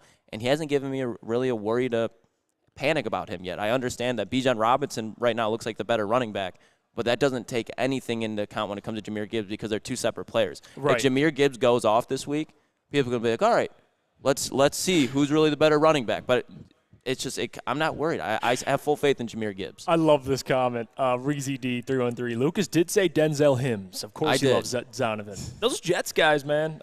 Is it Zonovan Hims or what? Trying to think of what he can do with it. Oh, it's Bam Knight, actually. Zonovan Knight. Oh, Zonovan Knight. God, get out of here. Zonovan Knight. Well, I guess my point is that with Jameer Gibbs, can't take this guy seriously sometimes. Continue, Sam. Is it wrong for me? I would like to see 20-plus touches and over 100 yards from scrimmage. I don't think that's too much to ask at this point. No, I'm with you. Because you don't have David Montgomery out there. And one thing, and I've said it many, many times, I don't want to harp on it too much, but the running game, the second that David Montgomery left the game, just basically died. They couldn't get anything going on the ground with Jameer Gibbs, and they were just running a bunch of short passes to Jameer Gibbs where he wasn't really getting the ball in space. So I expect this to be the game where Jameer Gibbs is used heavily, where he gets a lot of carries, where they maybe try to get him some outside runs, where they maybe have him run some routes from the slot, maybe get him down the field a little bit more. I would love to see it, because when David Montgomery's out, you're going to need your number 12 overall pick to step up. You do not need to count on Craig Reynolds or Zonovan Knight. I am sorry. You need Jameer Gibbs to go out there and play the best game that he's played all season. And I expect him to, for the record. When we were talking about offensive players that needed to step up, the reason I chose Khalif Raymond is because you already touched on Jameer Gibbs. We all know that Jameer Gibbs, if he steps up and plays a great game, like 20 touches for over 100 yards, I think the Lions win. I think that is one of the keys. And I also wouldn't be surprised, especially if he gets lined up one-on-one with Bud Dupree, he might break one. He might have an explosive player, too. I love this comment, guys. And I want to read it. Wilson Singleton, shout out to you, man. Appreciate you for joining the show. He says they're giving Knight more carries than Gibbs. Gotta ease in the rookie. If that happens, I will lose my mind. Lucas, even you. I would lose my mind. But honestly, the fact that, we just saw Minnesota. They went out and got Cam Akers. The fact that the Lions didn't go out and grab a free agent running back when you have notable ones out on the market shows me that they have complete faith in Jameer Gibbs to be able to handle this workload when David Montgomery is out. Now, it might not be the workload that the fans want, where we see Jameer Gibbs 20 carries, but when you talk about 15 carries for Jameer Gibbs, that's fine with me, because you add on the 6-7 catches, that's 21, 22 touches. And the fact that they didn't get a running back shows me that they're confident he can get that workload. If they're not getting a running back and they're going to throw Zonovan Knight and Craig Reynolds in there to replace David Montgomery, then I'll be like, all right, what are we doing? But I do not think that's the case. And Eric Allen says, Jeff for sure talking about me confident in Graham Glasgow to fill in for Vitae. Maybe not the – we'll see. But he is solid, though. It's better than Matt Nelson filling in for Taylor Decker. 100%. I was just about to say that. 100%. And Eric Allen says, let's hope shout out to Eric, by the way, or he's a real one. Let's hope that Decker can play this week. I don't think he will. No. And I'll tell you why. And what makes this probably a little different for, judging players that are hurt, if they should play or not, is you have a short week this week against the Packers, and then you have 10 days off. Mm-hmm. So if I'm the Lions, I'm resting Decker. I'm just resting him this week. One more game, play him against the Packers, and then he gets 10 days off. That's how I would approach it. I'm curious how they approach it, and I think they're going to approach kind of holding players out, not just for Taylor Decker, but other players that same way. Like, I could see Kirby out as well, even though I don't want it to happen. But, again, you think about it. You hold them out. He plays short week, and then he has 10 days off. So it makes sense, especially for a team you think will be there at the end of the season and make the postseason. You want your guys healthy. But, man, do I not want to see Kirby and Taylor? Hell no. Oh, and Kirby's is a hip, too. In hip, that's tough. When you're playing safety and you're running backwards, and when the ball's in the air, you have to flip your hip. And then when the receiver catches the ball, now you have to flip your hips again and then use your hips to make a tackle, because Kirby does just launch himself at dudes. And he's an amazing tackler. Kirby stepped up last week. So the fact that it's a hip, I know we all want to see Kirby Joseph out there, but we have Tracy Walker and Brian Branch. 100%. And I would much rather see Kirby Joseph, the guy who we all saw show out both week against the Packers. I'd much rather have him healthy in Lambeau on a Thursday night game, divisional game. I'd much rather see him healthy then. And again, for this comment too, Eric Allen says, waiting for Decker and Monty for the divisional game. I like that. I think that'd be more ideal. I mean, you hold them out, and maybe I'm overreacting here, but I think they could beat this team without some of the starters. I do. I think it's probably a more level playing field, but you're at home. They should get this job done. Sure. Even without a Decker, even without a Monty. It'll make it more difficult, but I'd much rather have those guys just 100% for that Packers game, and then you get 10 days off. Yeah, you would love to have them ideal. all for the Falcons game, but even with all those guys out, if Kirby Joseph doesn't play, if Taylor Decker doesn't play, if David Montgomery doesn't play, it's still, I would say, no excuses for them dropping this one. It would be a bad loss regardless. But do you know what always takes a win? That is Swiss Insurance, of course. Do you have football on the brain? Fall ushers in college and professional football in this year is going to be awesome. Fall is also a perfect time to shop your home and auto insurance. Shop it like a pro with Swiss Insurance. They cover Woodward Sports Network, and they should be covering you too. Ask for Mark at Swiss Insurance today at swissins.com or call 248-800-4177. Again, that is 248-800-4177, Swiss Insurance. Swiss.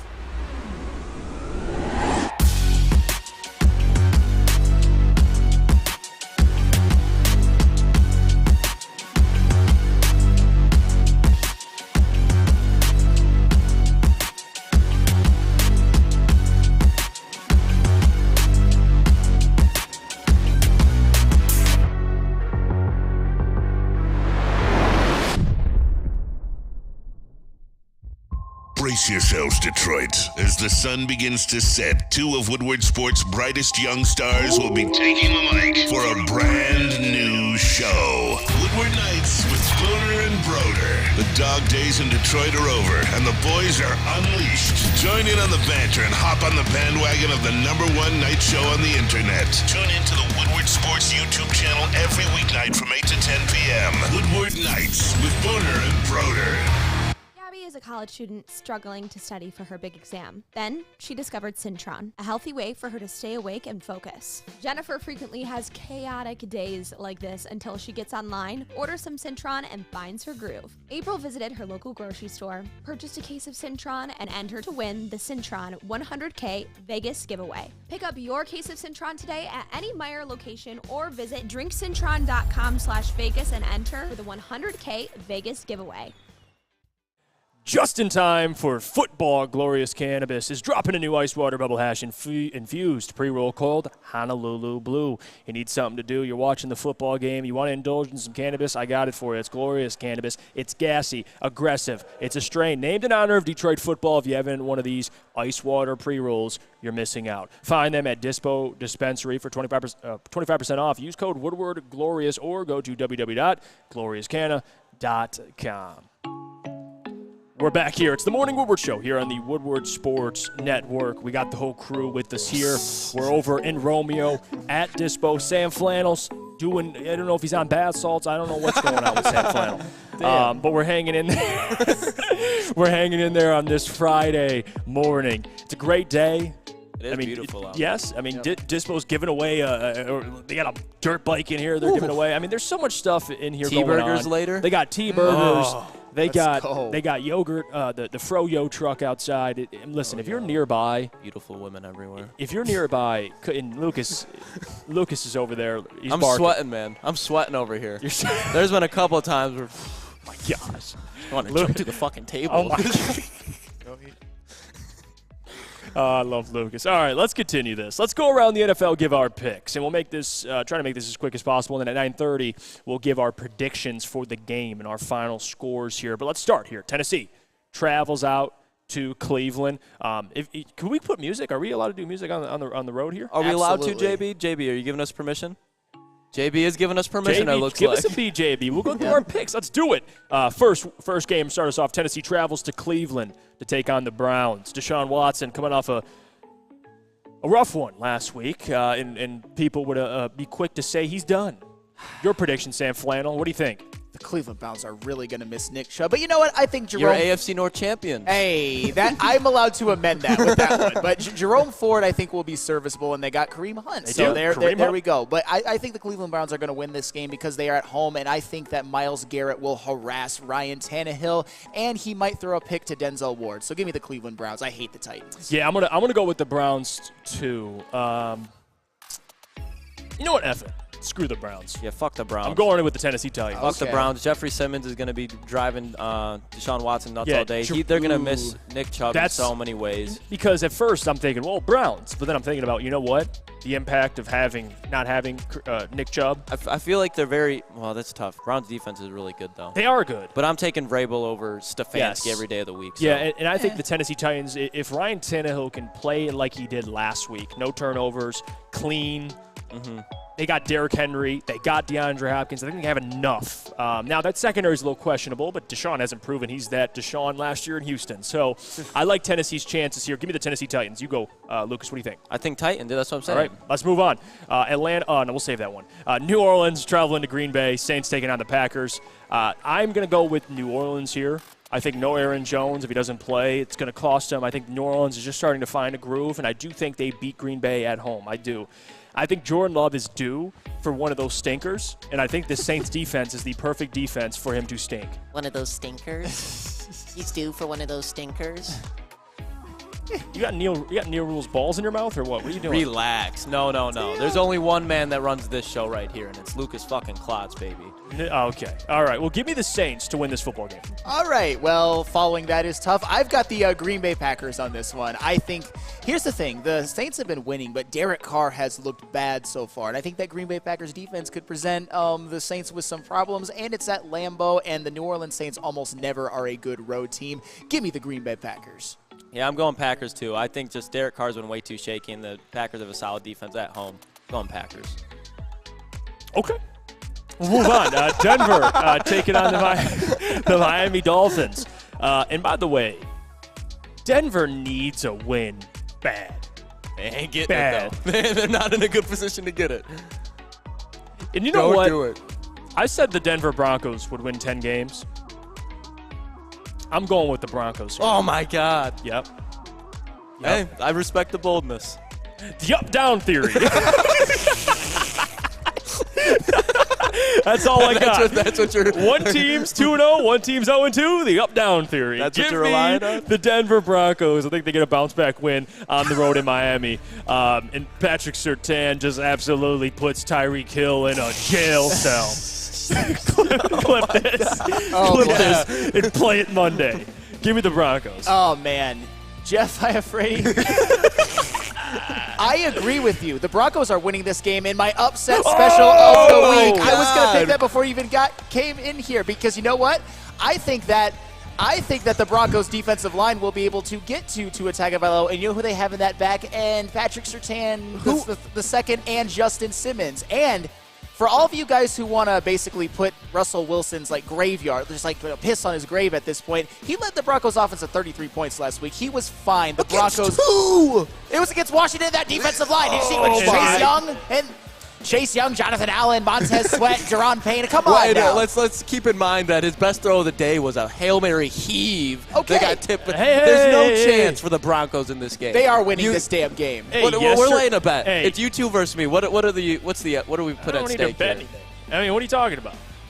Yesterday's price is not today's price, all right? Broncos last week will not be the Broncos. So what are the Denver Broncos price today? It's dirt cheap. But I'll tell you what. I'll tell you what, though. You're getting your penny stock right now? I'll tell you what.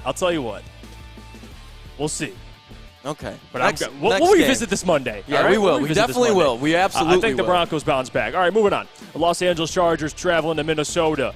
This one's pretty easy for me. Cam Akers goes for 150 yards and 2 TDs. No, I'm kidding. Give me the Chargers. They got to start winning some games. I think Brandon Staley stinks, but you can't lose this one. Minnesota really does stink, and the Chargers have enough even to win on the road here.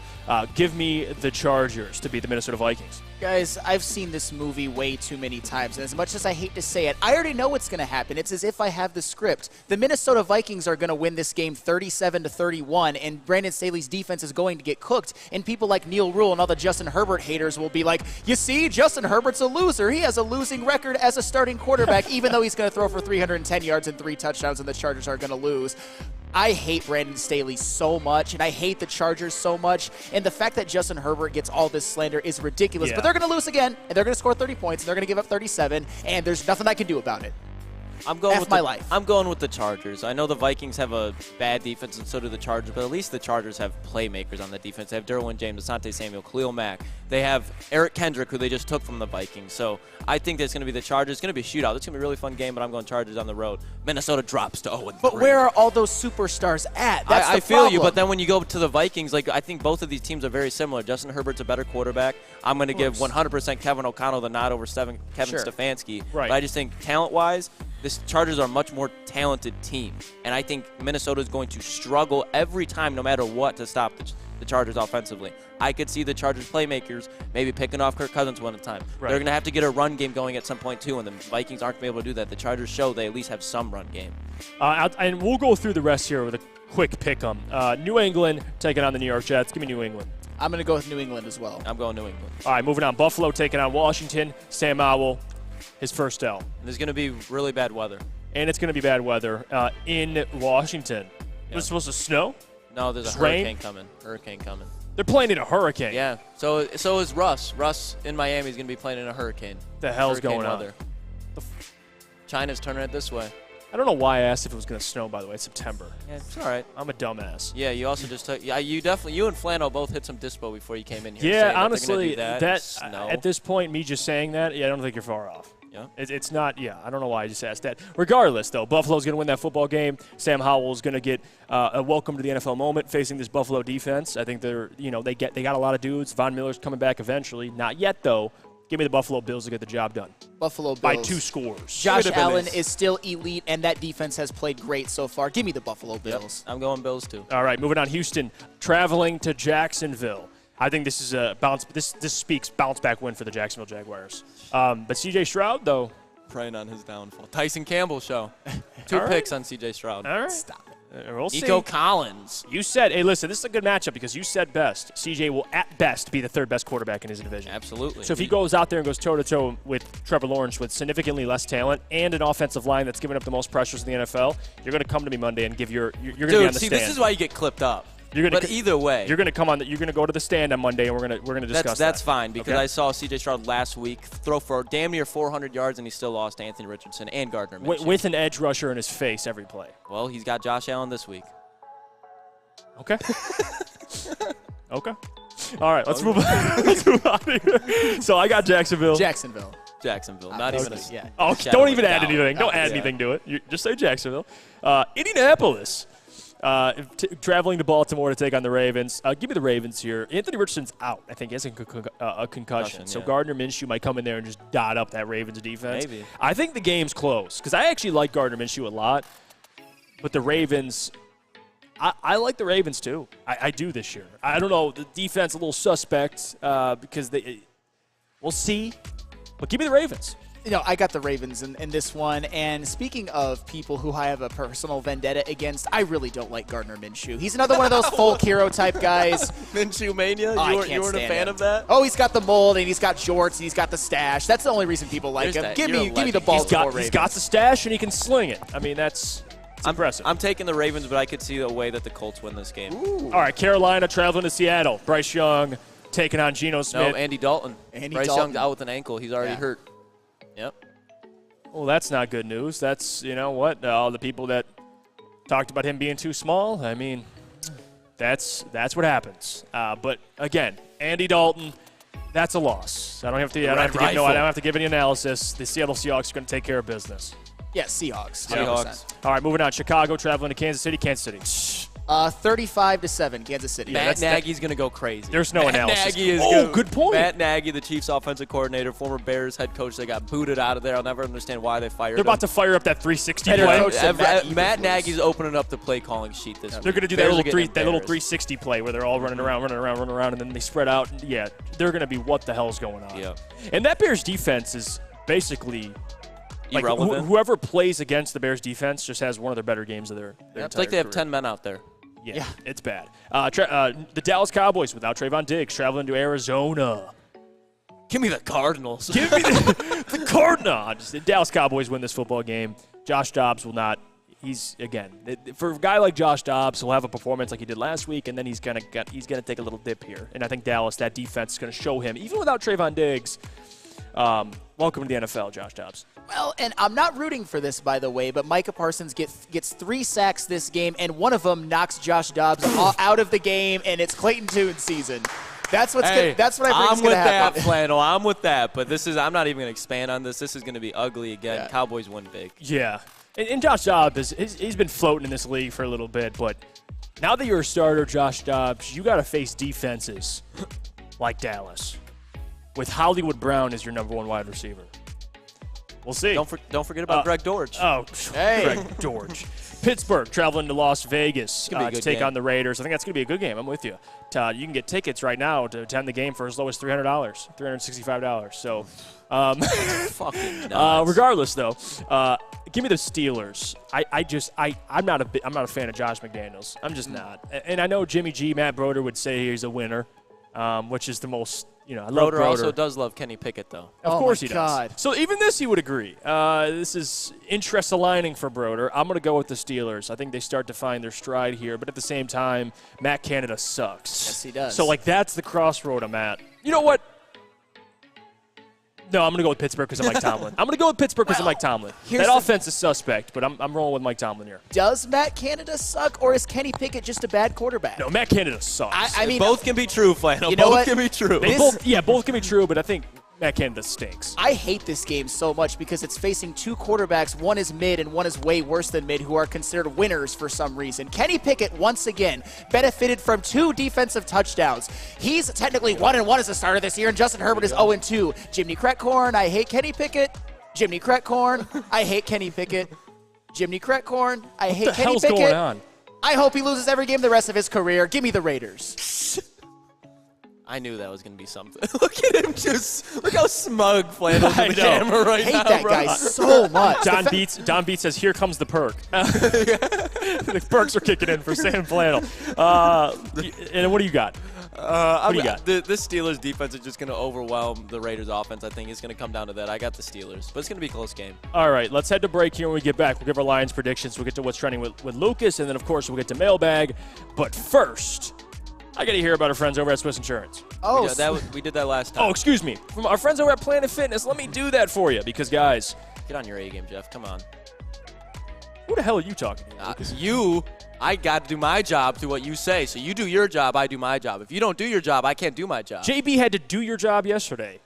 For like 2 minutes. That is okay. True. That is right. true. Is that fair? Yep, fair. Go ahead. Do the read. All right, let me tell you about our friends at Planet Fitness because it's the home of the judgment-free zone where anybody, and I mean anybody, can feel comfortable and work on their fitness goals. They're here to help you build a long-lasting, active lifestyle. All you got to do for more information and to sign up, visit your local Planet Fitness at www.planetfitness.com. Come to any Lady Jane's Haircuts for Men for an award-winning haircut experience from one of our talented stylists and register for a once-in-a-lifetime opportunity to win an all-expenses-paid suite for the 2024 NCAA tournament for you and 5 of your best buds. That's right, college basketball's most elite event. You and your 5 best friends just get to any Lady Jane's today for an award-winning haircut experience and automatically register to win the trip of your dreams. Lady Jane's Haircuts for Men open 7 days a week. Walk in anytime. Lady Jane's, it's wicked awesome. Join Woodward Sports' own Jeff Iafrate, along with special WSN guests for the most anticipated Lions season in decades. Filled with different surprises and expert analysis. You're not going to want to miss out. Go to our Woodward Sports YouTube channel on Sundays and tune in live from 9:30 to 11:30 a.m. Your home is your most important asset. Flexibility in the sales process is key. When you work with Mark White and Associates, you can cancel at any time, for any reason, without penalty. Speaking of flexibility, check this out. Who you work with matters. Hire the best broker in the game.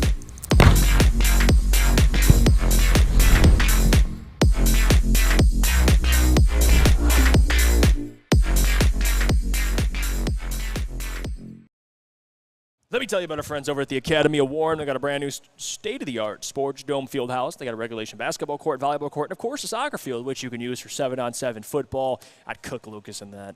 K through 8. Know your role. Know your role. K through 8 features things like small classroom sizes, free breakfast and lunch, and academic games. For new enrollment, get your child signed up. Visit academywarren.net. Barbecue chicken out there with you, Lucas. Relax. You look like Jerry Jacobs out there.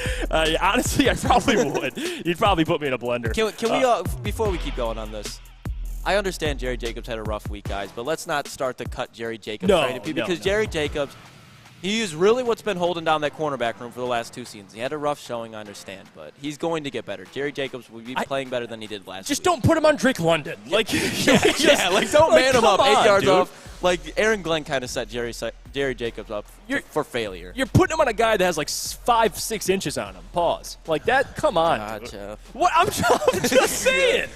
Like Jerry Jacobs is what 5'10". Something like that, probably. And you're facing guys that like DK 6'4", or Drake London 6'5". DK could probably play small forward in the NBA if he really wanted to. Yeah, I mean that it is what it is. DK Metcalf, he is built different. Let's talk about our game predictions. We'll get to that. Sam Flynn, I'll start with you. Give me your final score this week. What do you got? The Lions win this damn game because they have to.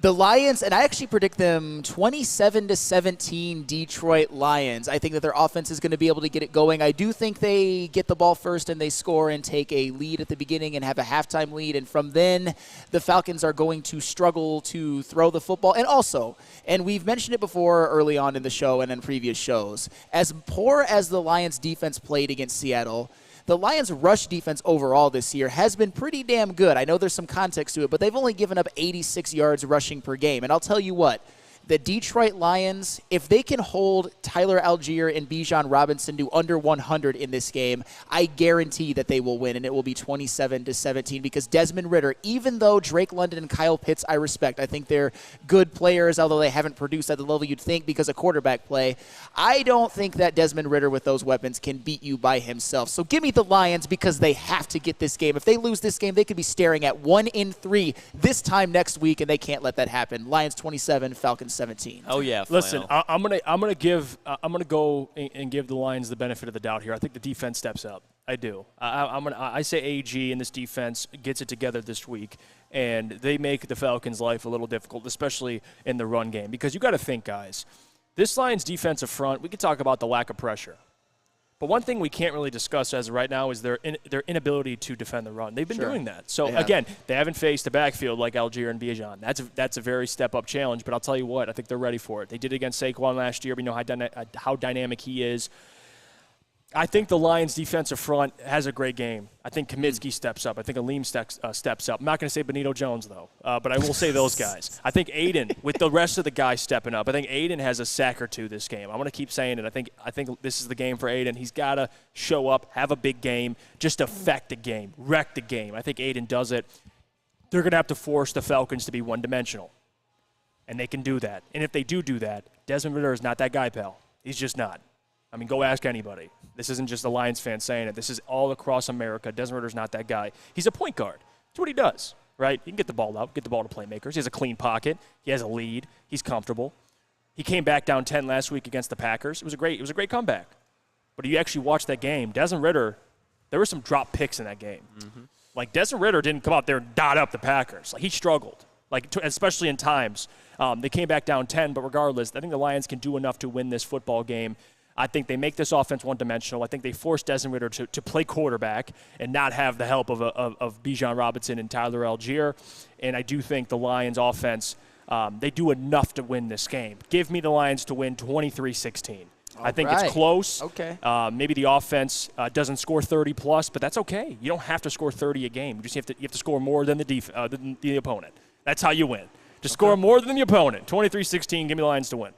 I got Lions 24-14. Actually, I'll do 24-17 because I think the Falcons will have times where they get down into the red zone. But the Lions defense, again, and even going back to last year, they're very good at bending but not breaking. Yes. So I think there will be times where they will force Atlanta. I think Aiden Hutchinson, someone on this defensive line will get a sack. That's going to make a difference. The Detroit Lions offense, I think, will play a clean game. It just comes down to making Desmond Ridder make 1 or 2 errors. And if you do that and you take points and you capitalize off that, it's a touchdown difference in the game, because I don't think Desmond Ridder is going to be out there throwing 3 interceptions just because they're going to be running the ball. It's going to take some time off the clock. They'll get down in the red zone. Once you get in the red zone and this Lions defense starts stuffing the run, well, now you got to rely on Desmond Ridder in the red zone, and I'm fine with that. I will live and die by that all day long. So I think Lions win by a touchdown, but it might feel a little bit like farther apart than that. And like I mentioned yesterday, it's what the Falcons are going to do, but you know what they want to do. It's control the time of possession. Own and dominate the time of possession.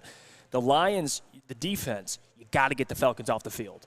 You have to get them off the field. If they have these long 7-minute, 6-minute, 5-minute drives, you're in some problems. If they keep that Lions offense on the sideline, that's difficult. This defense, you can't sit there and be worn out with these long drives. Defense has to get these guys off the field, let the offense come back on. If they can do that, and Lions keep up with time of possession, I think they have a chance, fellas. And we all have similar scores, right? Yeah. 20-ish points for the Lions, and I don't think the Falcons clear 20. No. And if they do, it's not good. If the Falcons do score more than 20, I think the Lions score 30 again. I do. If it's one of those games, the Lions are going to come out on top. If it's a higher scoring game, but I think this one's a little more gritty. And here's a thought that I really didn't even think of till now. Do you think the Lions offense this week is going to be possibly has a chance to be more explosive than it is any other week? The fact that Jahmyr Gibbs is going to be on the field a lot more. You know what I mean? Like, they have a lot more big play. Fair. Like, that's fair. If you have David Montgomery on the field, like, obviously I love that. But it's kind of more of that bruiser mentality. The fact they have the Jahmyr Gibbs, they could be doing a lot of speed stuff this week, especially with Khalif Raymond. Well, my concern, Lucas, is not having Demont is he helps you control time of possession. That's my word. Absolutely, but to the point you were just saying, like, if the Falcons score 20, the Lions need to score 30. If they do that, you got to get down the field fast. And with Jahmyr Gibbs, Sam Laporta, they got Khalif Raymond working out of the slot alongside Amon-Ra St. Brown with Josh Reynolds. They can do that. I'm going to read some of the people's predictions before we go to break here.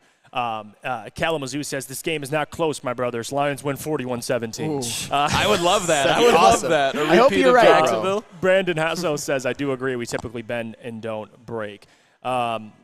And Joey 2 times says, this casual really said Ridder over Geno Smith. Yeah, that whoever said that, man, I think it was Cash. Listen, Cash, appreciate you for joining. Yeah, You're a Falcons seriously. fan. But He's been holding it down, too, all the way from Atlanta. Yeah, he's holding it down from Atlanta, but Geno Smith's better than Desmond Ridder. That's not even a question. Honestly, it's not even a discussion, in my opinion. And Ryan's reaction said, if we had Monty, we'd beat Atlanta without issue. Yeah, Monty, we'll see. I'm curious to see the drop-off. That's one of the things I'm keying in on is the run game and how efficient it is, even without David Montgomery. And by the way, Booner, shout out to him for joining the show, 8 to 10 p.m. tonight. Woodward Nights, man. Check out the boys. They do a great job.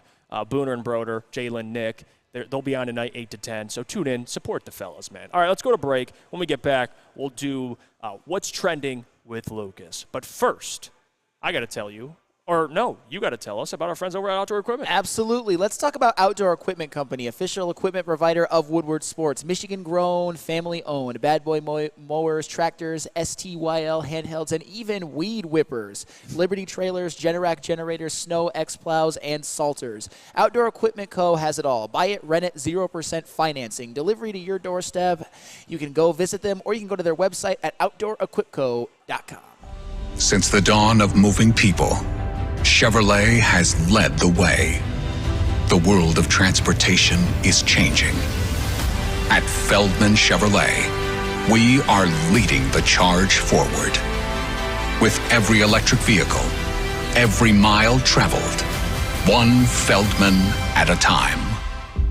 The company that puts more Chevys on Michigan roads is now the #1 name for Chevy electric vehicles. Brace yourselves, Detroit. As the sun begins to set, 2 of Woodward Sports' brightest young stars will be taking the mic for a brand new show. Woodward Nights with Booner and Broder. The dog days in Detroit are over, and the boys are unleashed. Join in on the banter and hop on the bandwagon of the #1 night show on the internet. Tune in to the Woodward Sports YouTube channel every weeknight from 8 to 10 p.m. Woodward Nights with Booner and Broder. Hey, this is Mr. Kearney, Chief Academic Officer, Academy of Warren. I want to welcome you to the brand new Field House. The state-of-the-art facility has a regulation basketball court, volleyball court, soccer field. It can be used for 7-on-7 football. Our K-8 academic features AM, PM, latchkey, small classroom sizes, learning street, futuristic media center, free breakfast and lunch, Holton Mifflin curriculum, academic games, K-8 athletics, and more. Enroll today at academywarren.net.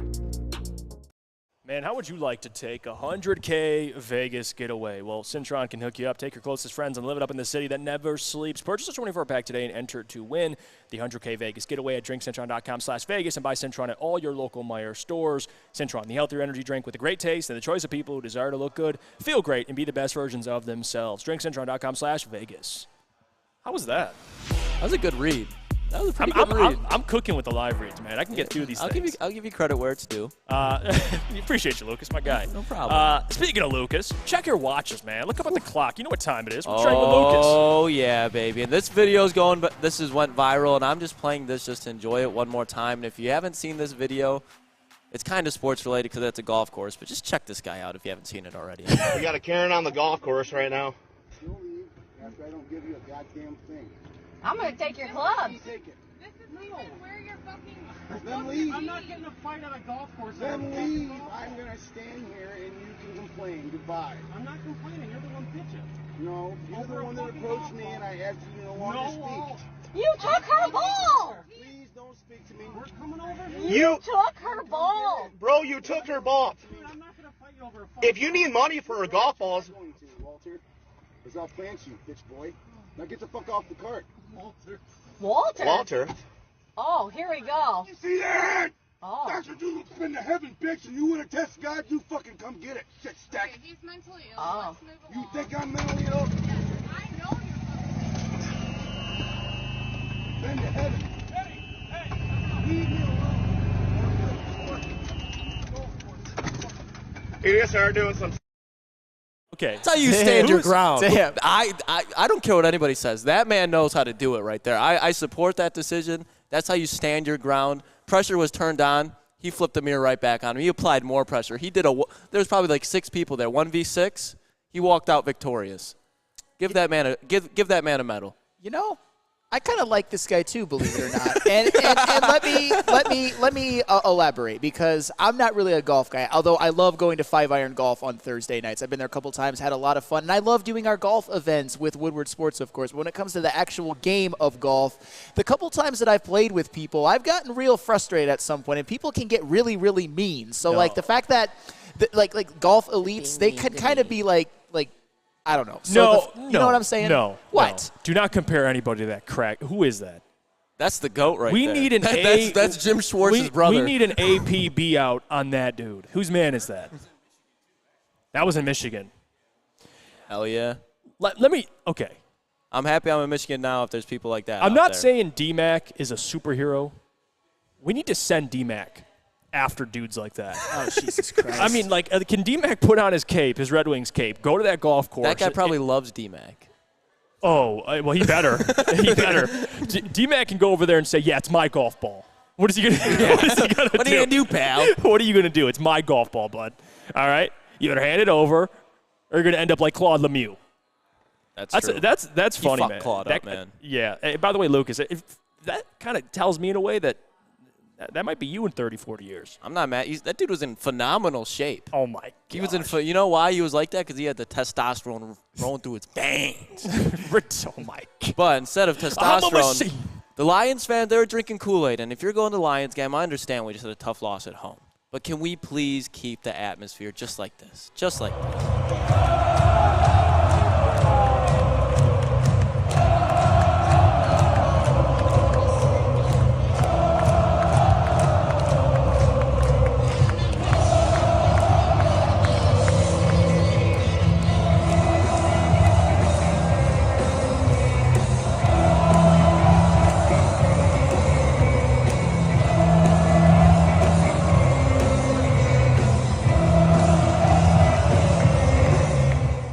Ford Field is lucky I wasn't there last week. They're lucky. Stop They're it. lucky I was What are hosting you the gonna stream. do? What are you going to do? That would have the decibels would have went from 118 to like 130. See, I would have when They would have been like, that guy's on when bath Trey salts. Brown was running down that pick six. I'm hopping out the stands. You're gonna see what Klotzy was all about. You're going to be like that coach on Friday Night Lights coming off the sideline to like tackle a guy. You know what? And by the way, I want to read this comment. I know it's a little, it's just something I need to throw astray really quickly. Don Beat says, send Neil over there, referring to the golf course. Neil ain't going over there. He's sending his son after that game. Dude, Neil's son would fuck us up, though. Go. You think Neil's going over there and he's going to talk to that guy? Neil's going to be like, hey, Junior. Can you go put him in a handle rear that guy naked for choke? me? Can you go choke that guy out for me? That's what Neil would do. Now, D-Mac will do it for him. That's what he's going to do. But regardless, that environment, I think, will be very similar this week against the Falcons. I don't know if Lions fans aren't completely bought out. The season tickets are sold out, man. They're going to show up. JD will be there. Our boy JD. He's a season ticket. Yeah, he's a season ticket holder. I expect JD. Yeah, JD, if you're call watching, in this week. Yeah, I already told him every Tuesday at 9:00. That's just JD time. Okay. Absolutely. All right.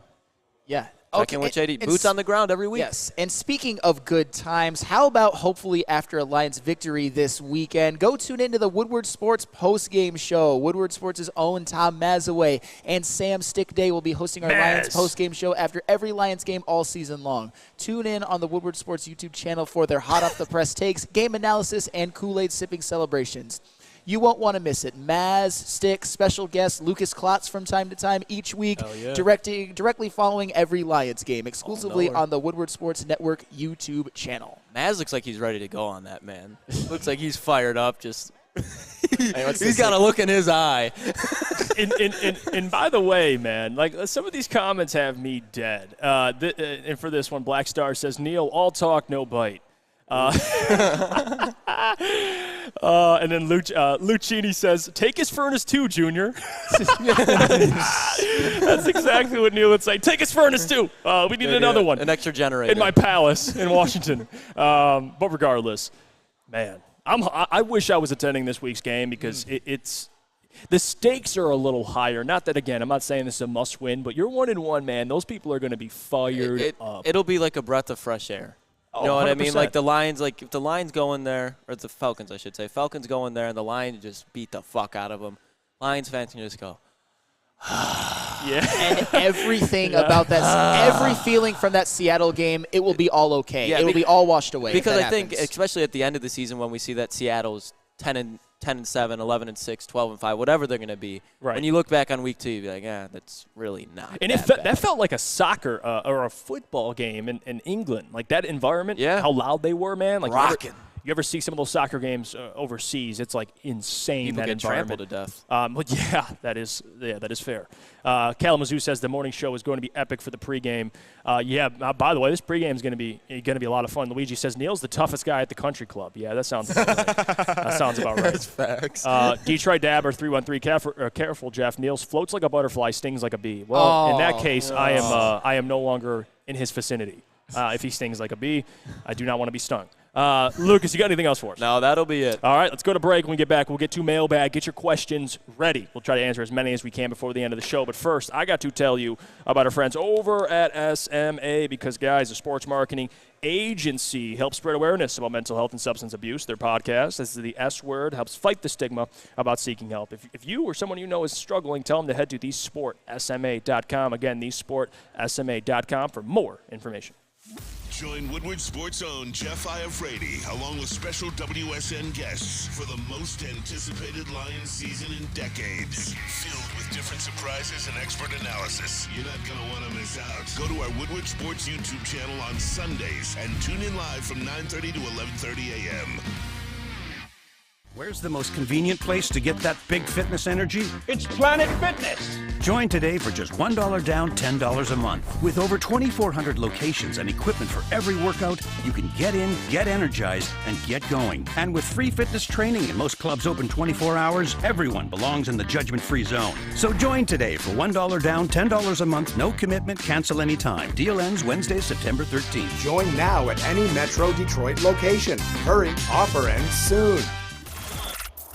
Woodward Sports' own Tom Mazaway and Sam Stick Day will be hosting our Lions postgame show after every Lions game all season long. Tune into the Woodward Sports YouTube channel for his hot-off-the-press takes, game analysis, and Kool-Aid sipping celebrations.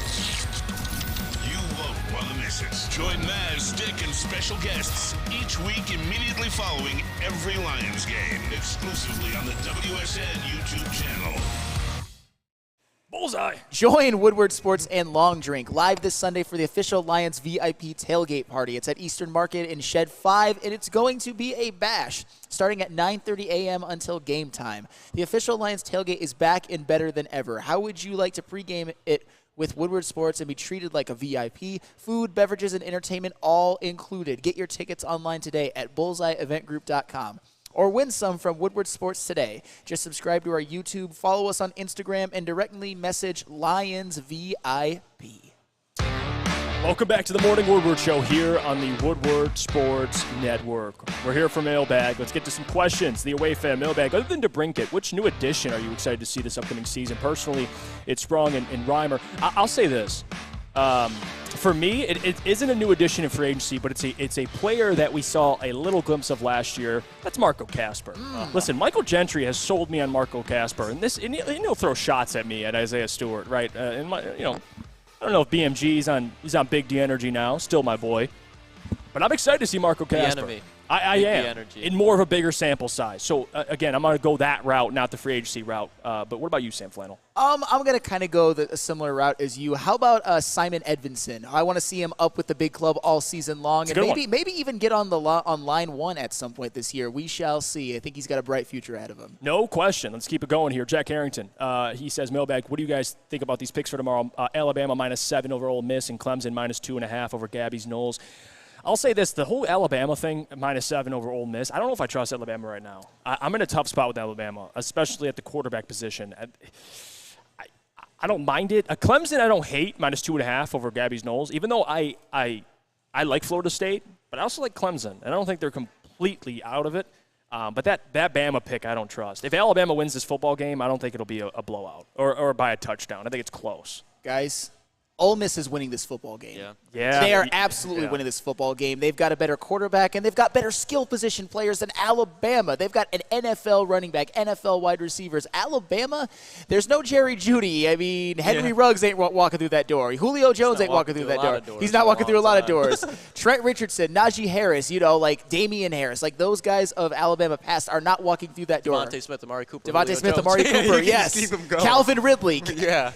Do I need to go on and on? No, I do not. Jalen Waddle, I will go on and on. So, no, this is the weakest Alabama team I've seen under Saban since maybe year one. And Ole Miss is good, and Lane Kiffin is a damn good college football coach. Ole Miss is winning this game. You know what I do like, though, and Donovan DeLong says at Colorado +21.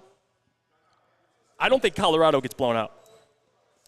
On their way to a national championship, No. right? Even if they do lose, Sam, +21, I think that's a little disrespectful. Even though Oregon's a good football team. And I think Oregon, I'm going to be honest with you, is you can give Colorado a puncher's chance, but I think it's Oregon's game to lose. I mean, with the amount of talent they have, Colorado's just not there yet, especially up front on both offense and defense. But +21, man, like just assuming they're going to get blown out, I don't think that's the case. Yeah, I think Colorado loses by between 14 and 17. That is a little bit of a disrespectful. But 21 points, I think they covered that. It's just Travis Hunter is so good, and he's not going to be there. Yeah, and Donovan says, I don't think Colorado wins, but come on, giving Deion 21 points. Yeah, I'm with you. And Oregon barely won last week. They did. So, I don't know. That's a little suspect to me. I'll talk to my guy Booner about that. Maybe they'll break it down. Then we got to do a quick shout-out real quick. Talk to me. So Dispo's shouting out. It says, the Dispo family is proud to give major props to Paradigm with his release of his new album called Period. It's his first album in 12 years. Check it out on all platforms, brought to you by the Mellow Music Group. So make sure you guys do that when you got a chance. I need new music to listen to. Yeah. I do, man. I'm cycling through the same stuff. I'm waiting on Drake to release All the Dogs. Like, what are we doing? I've been waiting 2 months for this man to release an album. But regardless, there you go. There's the free shout-out, which, again, here on the Morning Woodward Show, we get free shout-outs, especially to our friends over at Dispo, man. They're real ones. Let's see here. Any more questions? Here we go. Kalamazoo, mailbag for Lucas. Will Western Michigan smash Toledo? Fuck no. 419. 419. They almost beat Illinois. Western Michigan will be a breeze. Stop. Be a breeze. Stop. Toledo. Rockets roll. Rockets roll. I swear, man. I swear. Let's see. Jesse Adams, it's pretty funny how you said they weren't good up front lines like 3 weeks ago, and we got called a hater for that. And we got called a hater on primetime. No, Jesse. I mean, me and you talk too, Jesse. Like, I think it's fair where you stand. Like, it's okay to be like, this team ain't good because they're not really that good. But they had like 50 transfers. They're better than what they're advertised. Are they ready? Are they making the college football playoffs or national championship bound? No. But I love Prime as a coach. I do, man. Yeah. And they just, you see that report too that like recruits are calling, like they're ringing the phones off the lines, dude. To get there? Yes. Don't like they're spam calling Colorado to try and get recruited. I'm telling you, give it a couple years. That program is going to make some noise. No, I get it. And but the Pac-12 is really good, obviously, Coach Prime being there is a hell of a lot better than what they had before. It's just, I would say the Coach Prime worshiping has gotten a little out of control. Did you know that he is the first coach ever to play the opposing team's fight song at practice? Even though if you watch the U Part 2, you saw Butch Davis play the Florida State fight song at their practices. It's common coach stuff. And Deion Sanders is like, oh, my God, he's innovative. He gives motivational speeches. Every coach gives motivational speeches. I'm not saying Coach Prime isn't good. I'm just saying we need to pump the brakes a little bit. I'm not going to lie to you, and all my life, I've loved college football, but I've never had a favorite team besides Michigan or Michigan State. Again, my family's very split. I have half my family that are Michigan State fans, half my family that are Michigan fans. And I've never chosen a side. I just love watching the game. Now, I will say this, though. Colorado with Deion, because Deion's my second favorite player of all time behind Calvin Johnson, he's made me a Colorado fan. Like, I got to say that. Not saying that, again, they're going to win the Natty. Caleb Williams goes to the draft this year. If Bo Nix goes to the draft this year, Shedeur Sanders, they're staying. And I think he'll stay another year there. And then Travis Hunter, he has to stay another year there.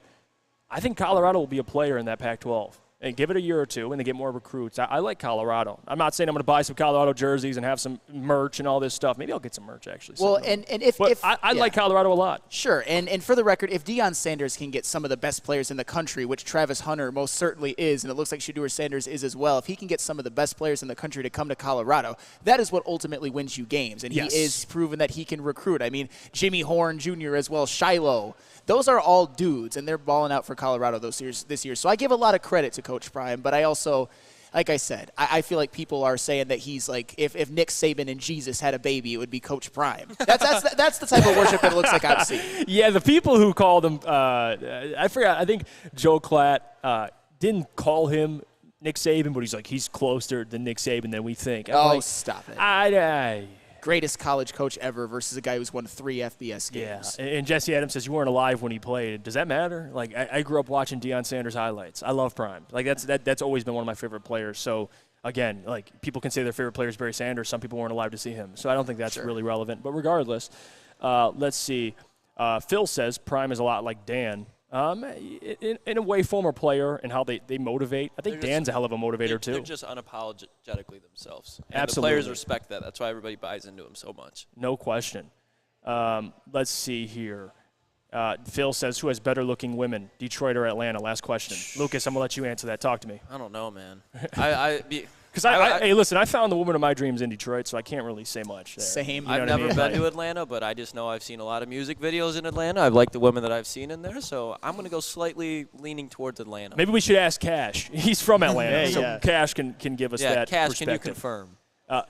Cash, can you confirm? That'll do it all for us today. Appreciate you guys for joining the show. Don't forget to hit the like button on the way out. It does support us, supports the network, and we're 100 subs away from 50K, guys. 100. So please, subscribe if you haven't already. Until Monday, have a great weekend. I'll see you guys Sunday, 9:30 to 11:30, the pregame show. Be there or be square. Me and Neil rule. Speaking of square, we're squaring off. It's going down. I cannot wait. We'll have Booner in the chair, Mike Gentry in the booth, and we'll have Chris Blatty in the TD booth. So it'll be a lot of fun. Until then, guys, Jeff Iafrate, my guy Sam Flannel, crushing it as always. Lucas Klotz, JB, the heart and soul. The ball nowhere, Lucas Klotz. Self-proclaimed, but no, not guy knows ball. Self-proclaimed. He not does. Self-proclaimed at this point. We'll see you guys Sunday. Goddamn have a good one.